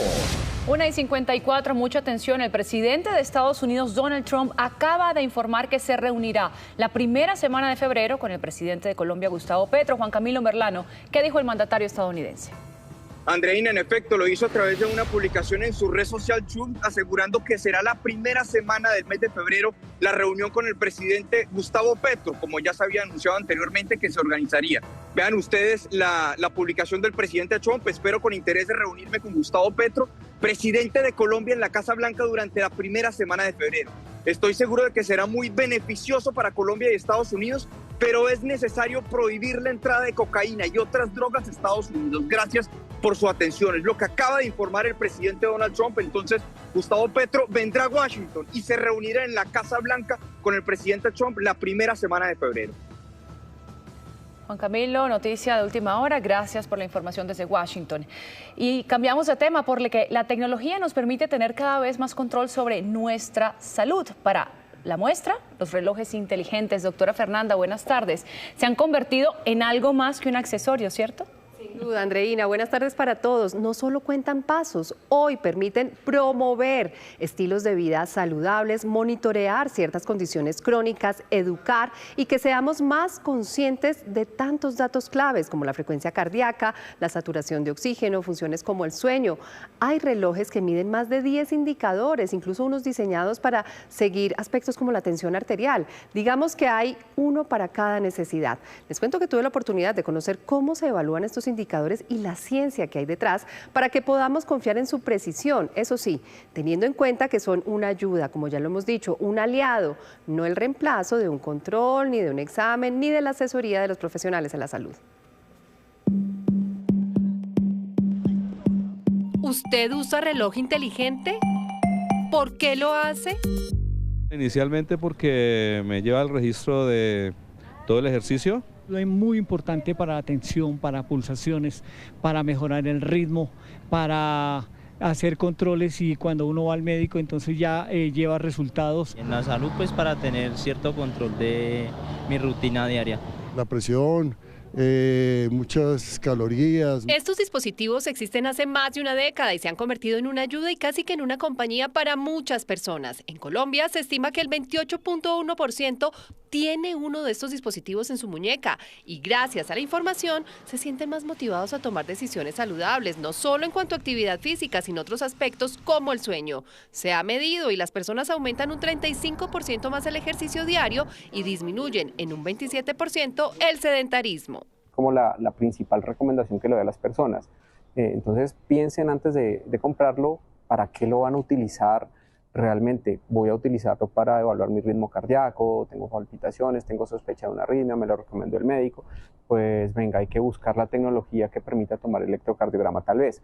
Pero si simplemente es que quiero vigilar mi entrenamiento deportivo, voy a comenzar a hacer deporte, voy a comenzar a hacer atletismo, ciclismo, pues que me dé las métricas necesarias para vigilar este tipo de actividades deportivas. Detrás de tantos indicadores hay innovación y mucha tecnología.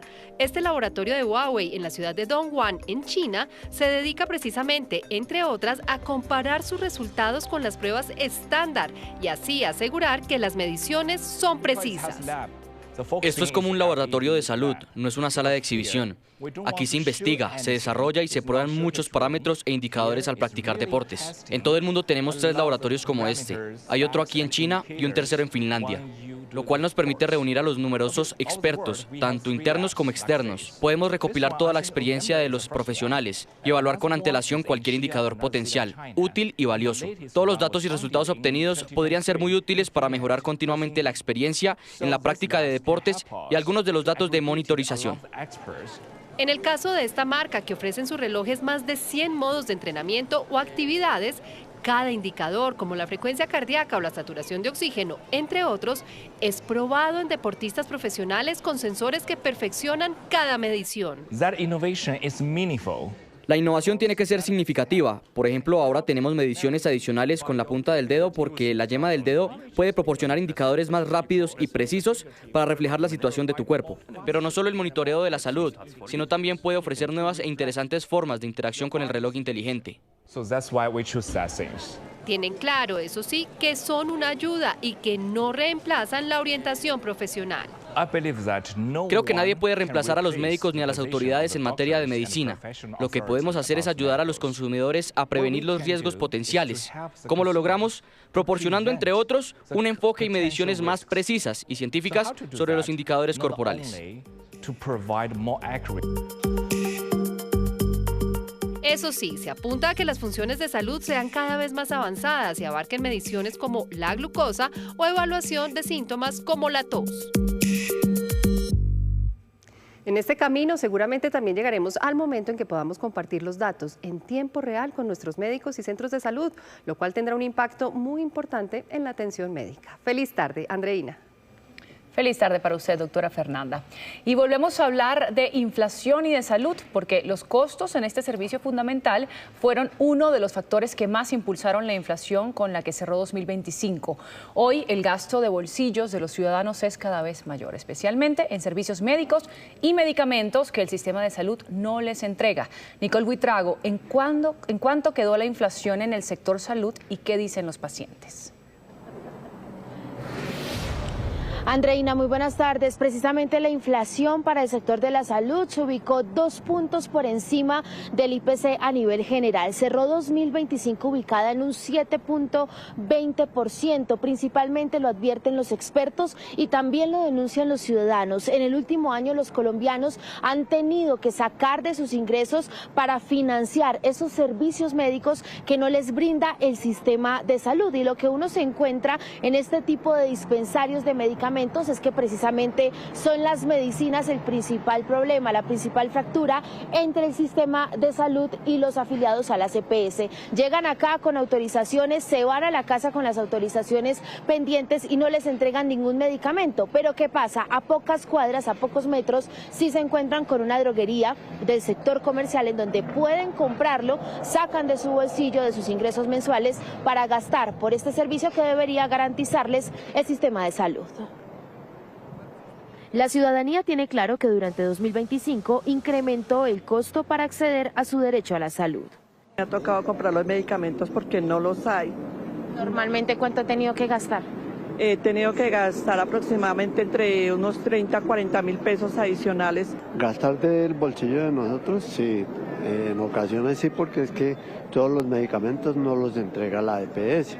Después de los restaurantes, hoteles y la educación, a la salud la inflación le ganó terreno, con una cifra de 7.20%, por encima de gastos en bebidas alcohólicas, tabaco y transporte.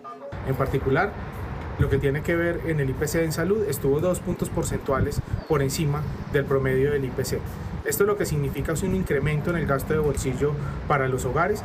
Por ejemplo, para la familia de Wilson, 2025 fue un año especialmente difícil. No solo enfrentaron serias complicaciones en la salud de un familiar, sino que además tuvieron que asumir gastos adicionales que agravaron aún más la situación. Nos tocó llevarla a médico particular y la droga que daban aquí nunca estaba, nunca la había. En la EPS nunca se tocó comprar. Compramos medicamentos de 200, 300 mil pesos. Y citas médicas con médico particular a 450 mil pesos. Muchos ven con preocupación que este panorama termine impactando el costo de los planes voluntarios en salud, como la medicina prepagada. Un ejemplo es la familia Calderón, que denuncia un aumento desmesurado en sus tarifas para 2026. En realidad sí es un incremento totalmente desproporcionado. Las tarifas que teníamos en 2025 como grupo familiar nos daban un valor de factura que estaba alrededor de 2.900.000 pesos mensuales. Y el nuevo valor de factura nos está llegando a 4.400.000. Estudios muestran que los colombianos gastan hasta el 63% de sus ingresos en temas de salud. Relacionados con consulta médica, cuotas moderadoras, copagos, medicamentos y otros servicios de salud. Según las investigaciones del último año, ese gasto adicional en salud del bolsillo de los colombianos se ubicó en 14.5 billones de pesos para agosto de 2025. Adicional a este gasto de bolsillo, hay que recordarle a los colombianos que a partir de este mes se verá reflejado el incremento en las cuotas moderadoras y en los copagos, pero hay que aclarar que esto es independiente a esta cifra del IPC de cada año. Para las personas que ganen menos de 2 salarios mínimos, esta cuota será de 5.000 pesos, entre 2 y 5 salarios mínimos de 20.102 pesos y más de 5 salarios mínimos legales vigentes tendrán que pagar una cuota moderadora de 53.000 pesos.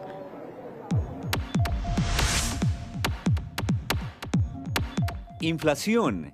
¿Qué productos o servicios importantes en su hogar siente que se han encarecido en los últimos meses?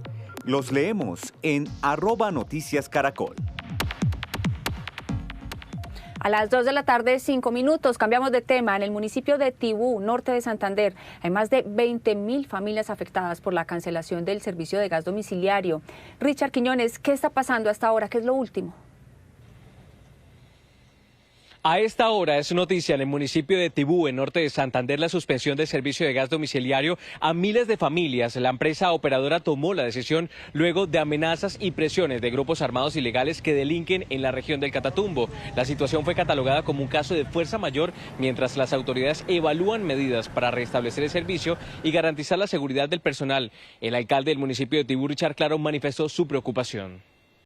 Hay una preocupación por una posible o presunta extorsión que están haciendo a la empresa prestadora del servicio de gas domiciliario en nuestro municipio de Tibú, la empresa Proviservicios. En ese momento tiene una conexión de alrededor de 3.600 usuarios, que son los que se están viendo afectados desde la vereda de Petrolia hacia el municipio de Tibú, el corregimiento de Campo 2, Campo Giles y todo el casco urbano. En estos momentos vamos a iniciar un consejo de seguridad para determinar los posibles responsables. Y nuestro periodista Carlos Barragán sigue recorriendo los alrededores del puente fronterizo Francisco de Paula Santander en Villa del Rosario. Allí encontró El Escobal, un tradicional barrio que tiene toda una historia que contar y un importante comercio del que se abastecen miles de venezolanos que vienen incluso desde Caracas. Carlos Barragán recorrió las calles. Este es el barrio El Escobal. Su nombre viene de la mata de monte que se utiliza para hacer escobas y que abundaba a orillas del río Táchira en la zona de Colombia. A diferencia de otros pasos fronterizos, aquí las calles son tranquilas y apacibles. Como le digo, somos pobres, pues estamos tranquilos aquí, hasta el momento, ¿no? ¿Cambió en algo la vida después de la captura de Maduro? Pues no, aquí no. A diferencia de lo que ocurre en la parada, aquí en El Escobal, el río Táchira está apenas a un par de cuadras de la zona residencial. Caminar por El Escobal es como visitar un pueblo de tierra caliente en Colombia, pero con un pasado de violencia por cuenta de quienes se apoderaron de las trochas cuando la frontera se cerró. Pues hasta ahora sí, porque pasó una ola muy grave, ya hace rato, hace como 3, 4 años atrás sí estaban peligrosos, los grupos ilegales estaban demasiado violentos. No, ahora no, ahora está tranquilo, muy tranquilo. Aquí sí es, como usted lo puede ver, mire la tranquilidad, el mundo fuera de sus casas, tranquilo, no hay ningún inconveniente. Hoy, todo el comercio pasa legalmente por el puente Francisco de Paula Santander y se consigue de todo. Cerveza, para allá, huevos, harina pan, azúcar, todo eso. ¿Como de la canasta familiar? Eso, como de la canasta familiar. Y es que los precios en verdad alivian el bolsillo. ¿Cuánto cuesta una libra de arroz aquí y cuánto allá? Aquí vale 4.000 pesos, allá vale 5.000. La sal, por ejemplo. También es más económico, una aquí, otra que allá, y aquí vale 2.700, allá vale 4.000, 3.000 la venezolana. ¿Una gaseosa litro o 2 litros? Están casi equivalentes las dos, vale 6.000, aquí vale 4.500 pesos. Siempre es un ahorro para el bolsillo. Claro, siempre, para la economía siempre es más barato. Angélica es venezolana, dice que aquí vienen desde Caracas a mercar, pero al pasar la frontera, allá hay que pagar. Pues uno tiene que pagar, como quien dice, la parte de los guardias o algo así. ¿Y cuánto paga uno de eso? Lo que ellos pidan. O sea que el mercado casi se le sube por aquí un 10-15% más. Cuando se lleva en cantidad, estamos hablando de 2 pacas de arroz, 2 pacas de harina. Cuando ya es cantidad, pues le cobran en las alcabalas que sí, 10, 15.000 pesos por cada punto y así. ¿Y ese cobro es legal o ilegal? Para mí es ilegal, porque no debería de ser, pero esa es la ley de allá. Y es que cuando uno le pregunta a los colombianos de pasar la frontera, la respuesta es radical. No, yo sinceramente le digo, yo tengo mucho tiempo que no voy para Ureña, bastante, porque por el trabajo, cuestión de trabajo. ¿Y es mejor no ir por allá? En realidad eso dicen, ellos dicen que es mejor no agarrar por allá. Esta es la vida en El Escobal, un vecino del puente Santander en donde desde Colombia se dice, se vive en paz.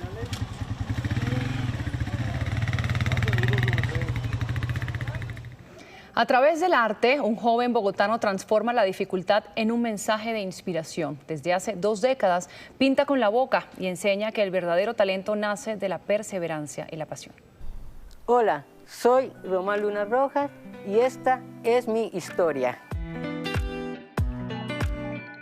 Yo sufrí un accidente a los 8 años en un trapiche, pero esto no fue un obstáculo para que sacara esa fuerza, esa resiliencia y continuar con mi propósito de vida. Fundada en Colombia en 1984, la Asociación de Pintores con la Boca y con el Pie acoge a personas con distintas condiciones de sus extremidades superiores. Román Luna es miembro de esta asociación hace 20 años.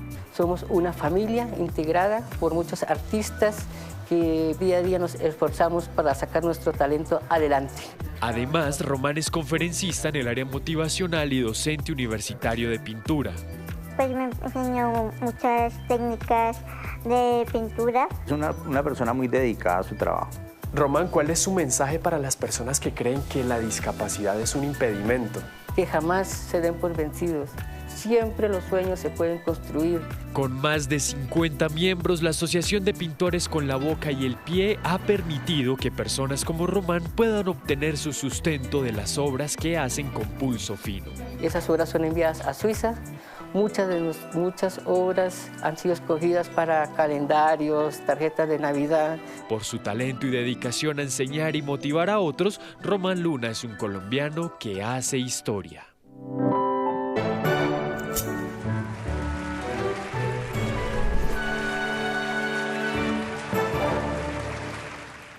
Dos de la tarde, 11 minutos. Cartagena ya cumple 6 días bajo el encanto de la música clásica con la que participaron algunos de los principales exponentes del mundo. David Molina nos cuenta cuál fue el último concierto que ha pasado hoy y qué es lo que más le ha impresionado, David.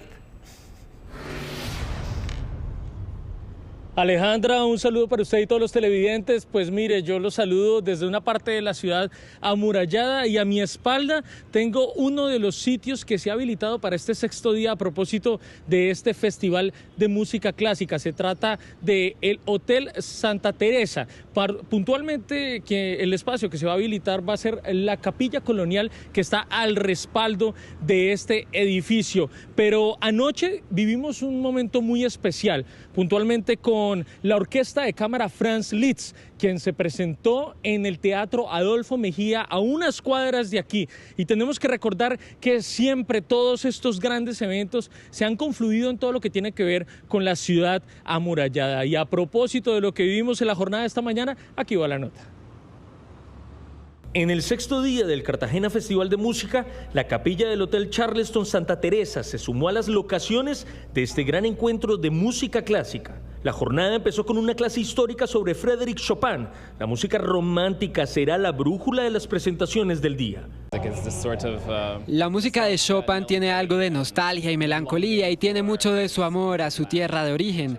Y siento que es un tema en el que el mundo de hoy la gente puede relacionarse con ello.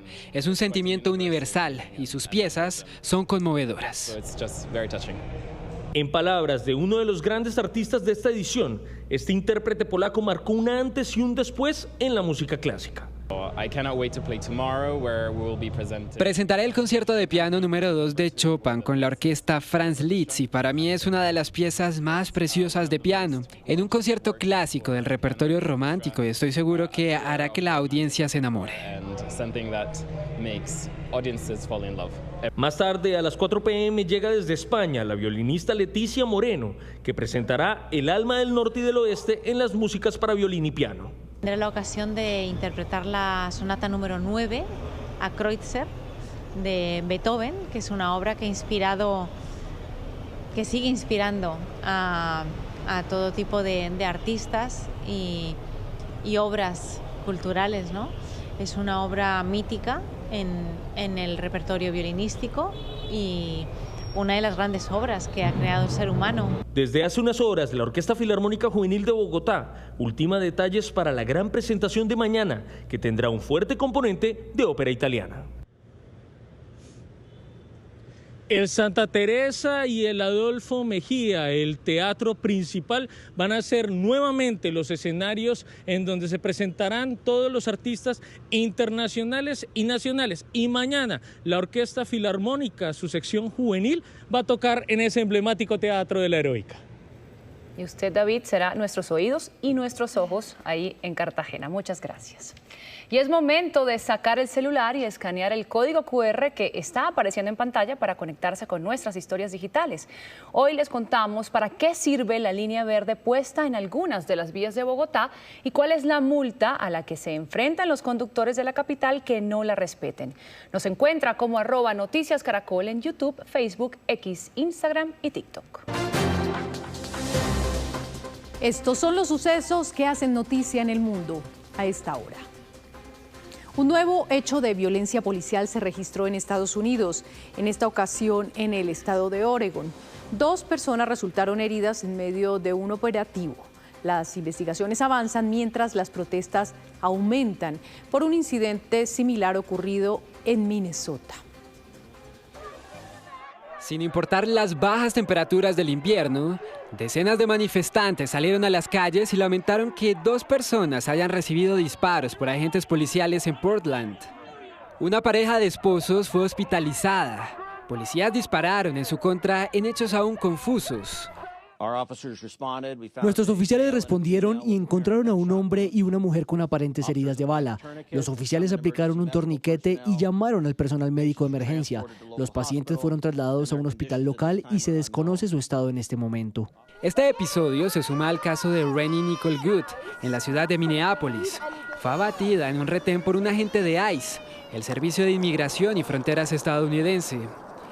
El FBI asumió la investigación de este hecho, mientras que demócratas han pedido que se realice una investigación independiente, mientras que funcionarios de la administración Trump defienden las acciones de los agentes policiales.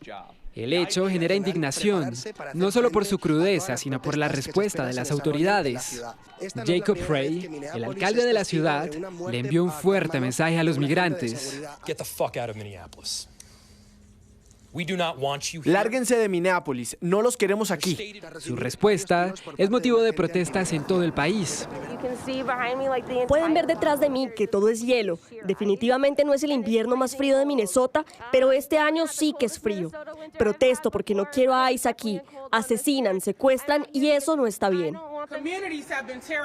Las comunidades han sido aterrorizadas, las escuelas han sufrido interrupciones, el miedo se ha convertido en un arma y este es el resultado predecible de esa imprudencia. Según reportes, los tiroteos a manos de agentes de ICE han aumentado desde que Donald Trump llegó al poder hace casi un año. El medio independiente de Trace contabiliza 29 incidentes violentos de este tipo.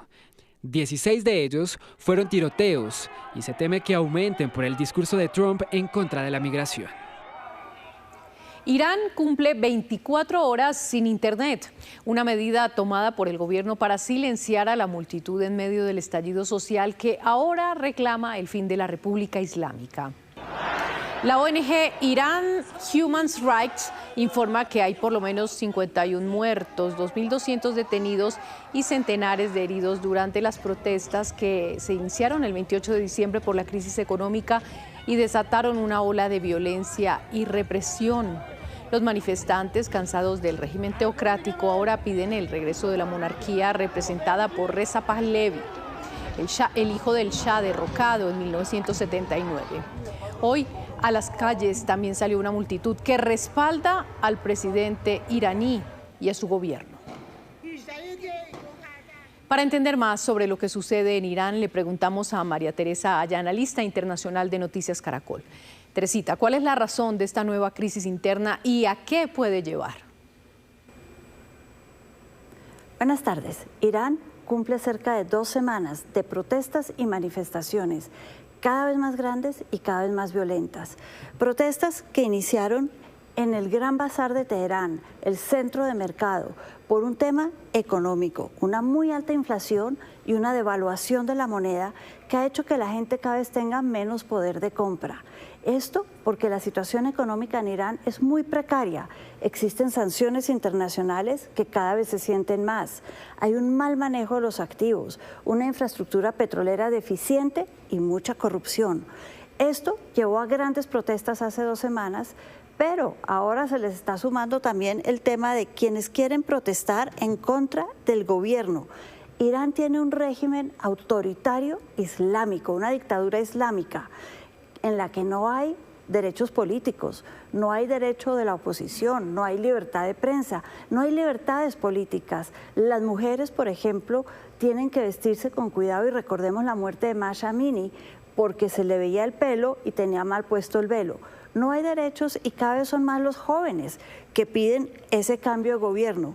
Pero a los jóvenes se les está sumando también otros personajes. Y acá estoy hablando de Mohammad Pahlavi, el hijo del depuesto Shah, que era el monarca en 1979, que vive en exilio y está apoyando a los manifestantes, diciendo que tienen todo el derecho a rebelarse y a pelear por sus derechos y pedir un cambio de régimen.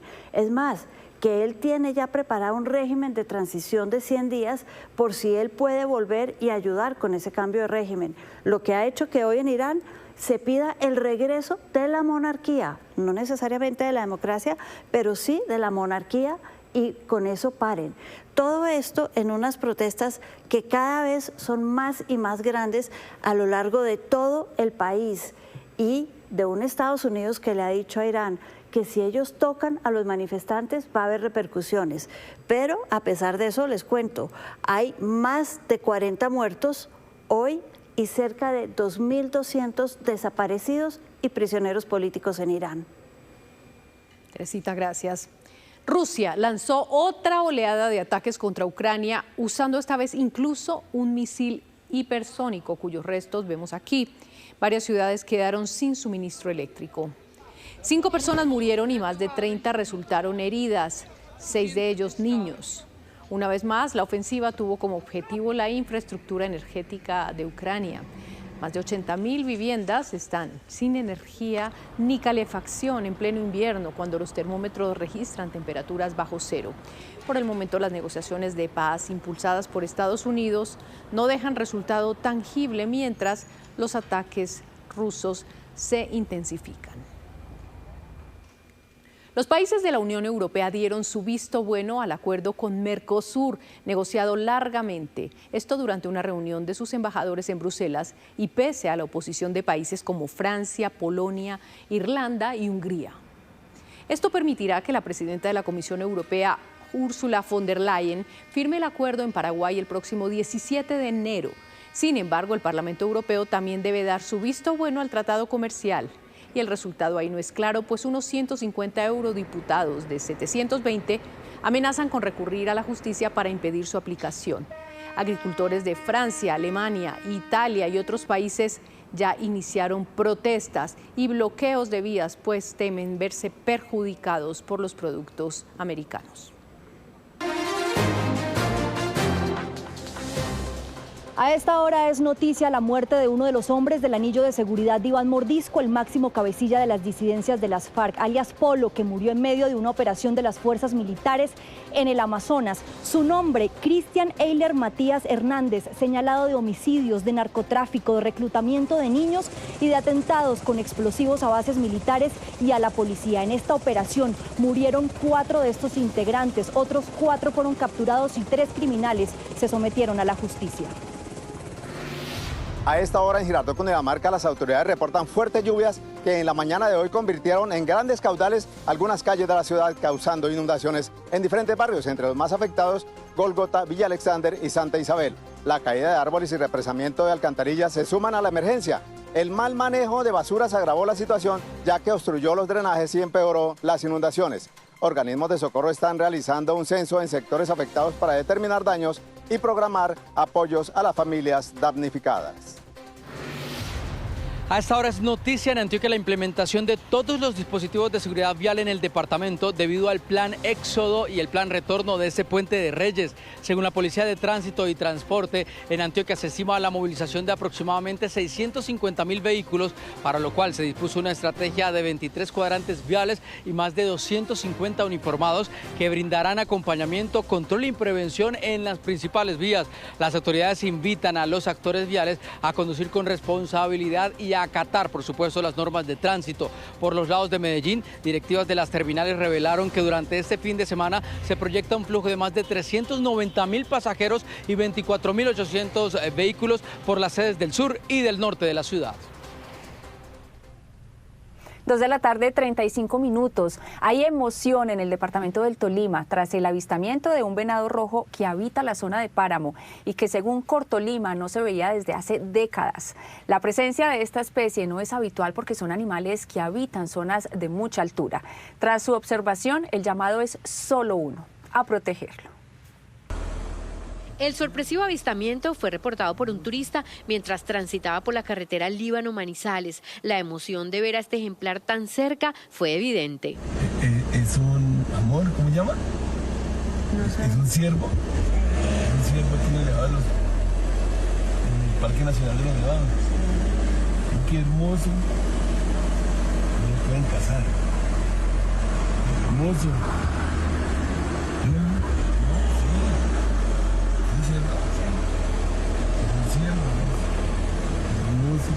Expertos de Cortolima observaron las imágenes y determinaron cuál es la especie.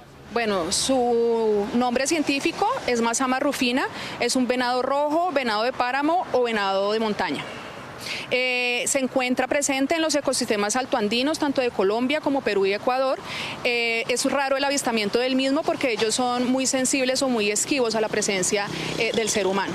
Esta hembra de venado rojo es, según Cortolima, un indicador de que la zona ha sido protegida con éxito. Adicional a eso, es una especie muy importante para la regeneración vegetal, para la dispersión de semillas y también hace parte de la cadena trófica que se maneja en estos ecosistemas. Por la gran cantidad de turistas que recorren el Parque Nacional Natural de los Nevados, es importante saber qué hacer si observa una especie silvestre de la zona. No buscar pararles el paso porque ellos están dentro de su hábitat. Somos nosotros los invasores de este hábitat, entonces es muy importante. Como lo mencionaba, al ser esquivos o ser sensibles a la presencia del ser humano, pues es importante evitar esos ruidos fuertes que lo puedan alterar. Si la naturaleza le da el privilegio de avistar una especie como el venado rojo, informe a las autoridades ambientales y si decide compartirlo en redes sociales, evite dar la ubicación exacta para protegerlos de los cazadores.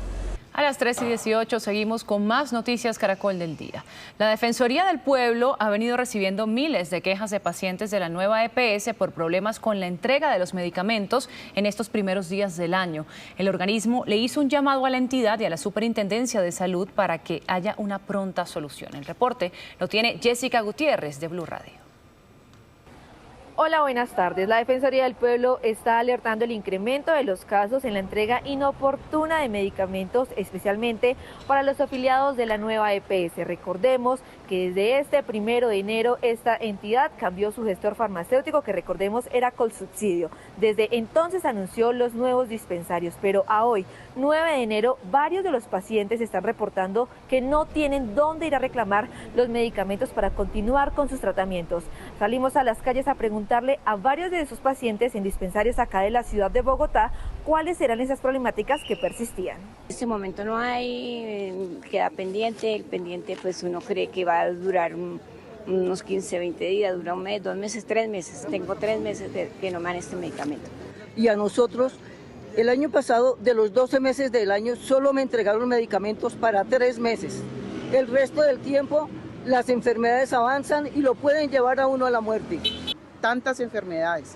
Imagínate que hay personas aquí mayores de edad y están haciendo la misma fila solamente para que nos den esa respuesta. Tenemos que esperar de 10 a 15 días para que nos den un medicamento. Según datos oficiales de la Defensoría del Pueblo, entre el 1 de enero del 2025 al 7 de enero de este año 2026 se han recibido aproximadamente 5.300 quejas únicamente de usuarios de nueva EPS. Nada más en los primeros 7 días de este año se recibieron aproximadamente 300 casos, lo que equivale a 42 quejas diarias. Por esta razón, la Defensoría le está haciendo un llamado a la Superintendencia Nacional de Salud junto al interventor de la nueva EPS para que brinde información clara y oportuna a los pacientes que están necesitando un medicamento al día de hoy. Para Noticias Caracol informó Jessica Gutiérrez, periodista de Blue Radio. Buenaventura sigue siendo uno de los destinos turísticos preferidos por los colombianos. En este puente festivo de Reyes, la ciudad alistó sus playas y ríos para brindarles lo mejor a los visitantes. Buenaventura, el principal puerto de Colombia sobre el Océano Pacífico, es un destino mágico con playas que cautivan a los turistas y Playa Dorada se ha convertido en una parada obligatoria por el compromiso con el desarrollo sostenible y el turismo responsable, lo que la hizo merecedora de la certificación de bandera azul. Buenaventura, a través de sus 6 zonas turísticas, tiene una oferta variada y diversificada, desde las experiencias en las diferentes playas, ríos, cascadas, con las actividades por los senderos ecológicos, las actividades en calles y toda la oferta cultural y gastronómica. Las autoridades han reforzado la seguridad marítima para salvaguardar la vida de los turistas y los locales. Disponemos de 2 inspectores, vamos a tener otros inspectores en el sector de La Bocana, en Piangüita, las unidades de reacción rápida del Cuerpo de Guardacostas que van a estar desplegadas tanto en la bahía como fuera de ella, haciendo los respectivos controles a las embarcaciones. Tenemos todos nuestros organismos de socorro en todos los puntos, Huanchaco, Ladrillero, La Barra, Bocana, Piangüita. Para los amantes de la naturaleza, la Reserva Natural de San Cipriano es la mejor opción, famosa por sus aguas cristalinas, su biodiversidad y su medio de transporte artesanal que hacen de este destino una experiencia única. A ellos que son amantes de todo lo que es el turismo extremo, tenemos la bajada en flotadores, tenemos senderos ecológicos, senderos de avistamiento de orquídeas, de bromelia. La gastronomía bonaverense es una mezcla de sabores, olores, saberes y tradición que fortalecen las tradiciones culturales y que la convirtieron en patrimonio inmaterial de la humanidad designada por la UNESCO. Los platos típicos de aquí en Buenaventura son el sudá de camarón, sudá de toyo, sudá de piangua, sudá de jaiba, cazuela, ceviche de camarón, ceviche de pescado y en base a todo esto, las hierbas que también le dan el sabor también a la comida del Pacífico. En infraestructura hotelera, Buenaventura cuenta con más de 3.000 habitaciones con precios que se ajustan a todos los presupuestos. Desde hoteles de 5 estrellas, pasando por toda la gama, hasta hoteles boutique y hoteles con una propuesta cultural muy importante. Entonces la ciudad tiene una propuesta hotelera muy desarrollada al día de hoy. El sonido de la marimba de Chonta, conocida como el piano de la selva, marca el ritmo de la ciudad. Buenaventura es el epicentro de la cultura afrocolombiana. Después de la actividad portuaria en nuestra ciudad, el turismo es quien más genera empleo. Son más de 25.000 personas que viven de esta actividad y están listos y prestos para atender a los 20.000 turistas que se espera lleguen este Puente de Reyes. Ángel Alberto, gracias. Y el bioparque Los Ocarros en Meta se convirtió en el hogar de 75 animales, muchos de ellos recién nacidos. Esta es la historia. Osos palmeros, tamandúas y zorros perrunos son algunos de los animales que han llegado al bioparque Los Ocarros tras ser hallados en condiciones de vulnerabilidad. Muchos de ellos recién nacidos. Fueron rescatados luego de la pérdida de sus madres por causas asociadas a la pólvora. Aquí tenemos en este momento 75 animales rescatados, muchos de ellos neonatos que difícilmente van a poder ser liberados porque van a estar en crianza asistida y después pierden sus habilidades como tal. Un llamado a la conciencia, que no botemos la pólvora. Estos animalitos esperamos que en un futuro puedan tener una segunda oportunidad de vida aquí en el Bioparque Los Ocarros. Estos animales recibirán atención de un equipo especializado que será el encargado de acompañar su desarrollo en este ecosistema, que también se ha convertido en uno de los lugares más visitados por las familias que buscan aprender de la riqueza natural de la región. Bonito, divertidos, varios animales que de pronto los niños no están acostumbrados a ver, entonces también les deja una buena enseñanza a ellos. Ya me pareció muy bonito, la diversidad, ver todos los animales, la verdad yo nunca había visto un jaguar. El Bioparque Los Ocarros sigue siendo un espacio donde la conservación, la educación ambiental y el turismo responsable se encuentran, demostrando que proteger la vida silvestre también es una forma de construir futuro para la región. ¡Qué chévere! Que vengan a conocer. Hay que apoyar el turismo y hay que venir a apoyar también nuestra ciudad. Entonces me parece muy bueno esto. Que vengan los extranjeros a conocer y apoyar todo este tema. Desde el Bioparque se hace un llamado a la conciencia ciudadana para proteger la fauna silvestre, una responsabilidad colectiva para garantizar la preservación de las especies y el equilibrio de los ecosistemas en el Meta. Ay, hermosísimo. Ese lugar es un bioparque y es indispensable diferenciarlo de un zoológico. Ahí están animalitos de fauna silvestre que no pueden volver a sus hábitats, entonces hay que apoyar ese lugar que ayuda a sus animales. A ustedes gracias por su sintonía. A las 7 de la noche los esperamos en una nueva edición informativa, pero pueden conectarse con los hechos del día a partir de este momento a la señal digital de Noticias Caracol en nuestras plataformas digitales. Y en el canal Caracol ya viene Tormenta de Pasiones. Esto es Noticias Caracol. Primero la gente, feliz tarde. Feliz fin de semana.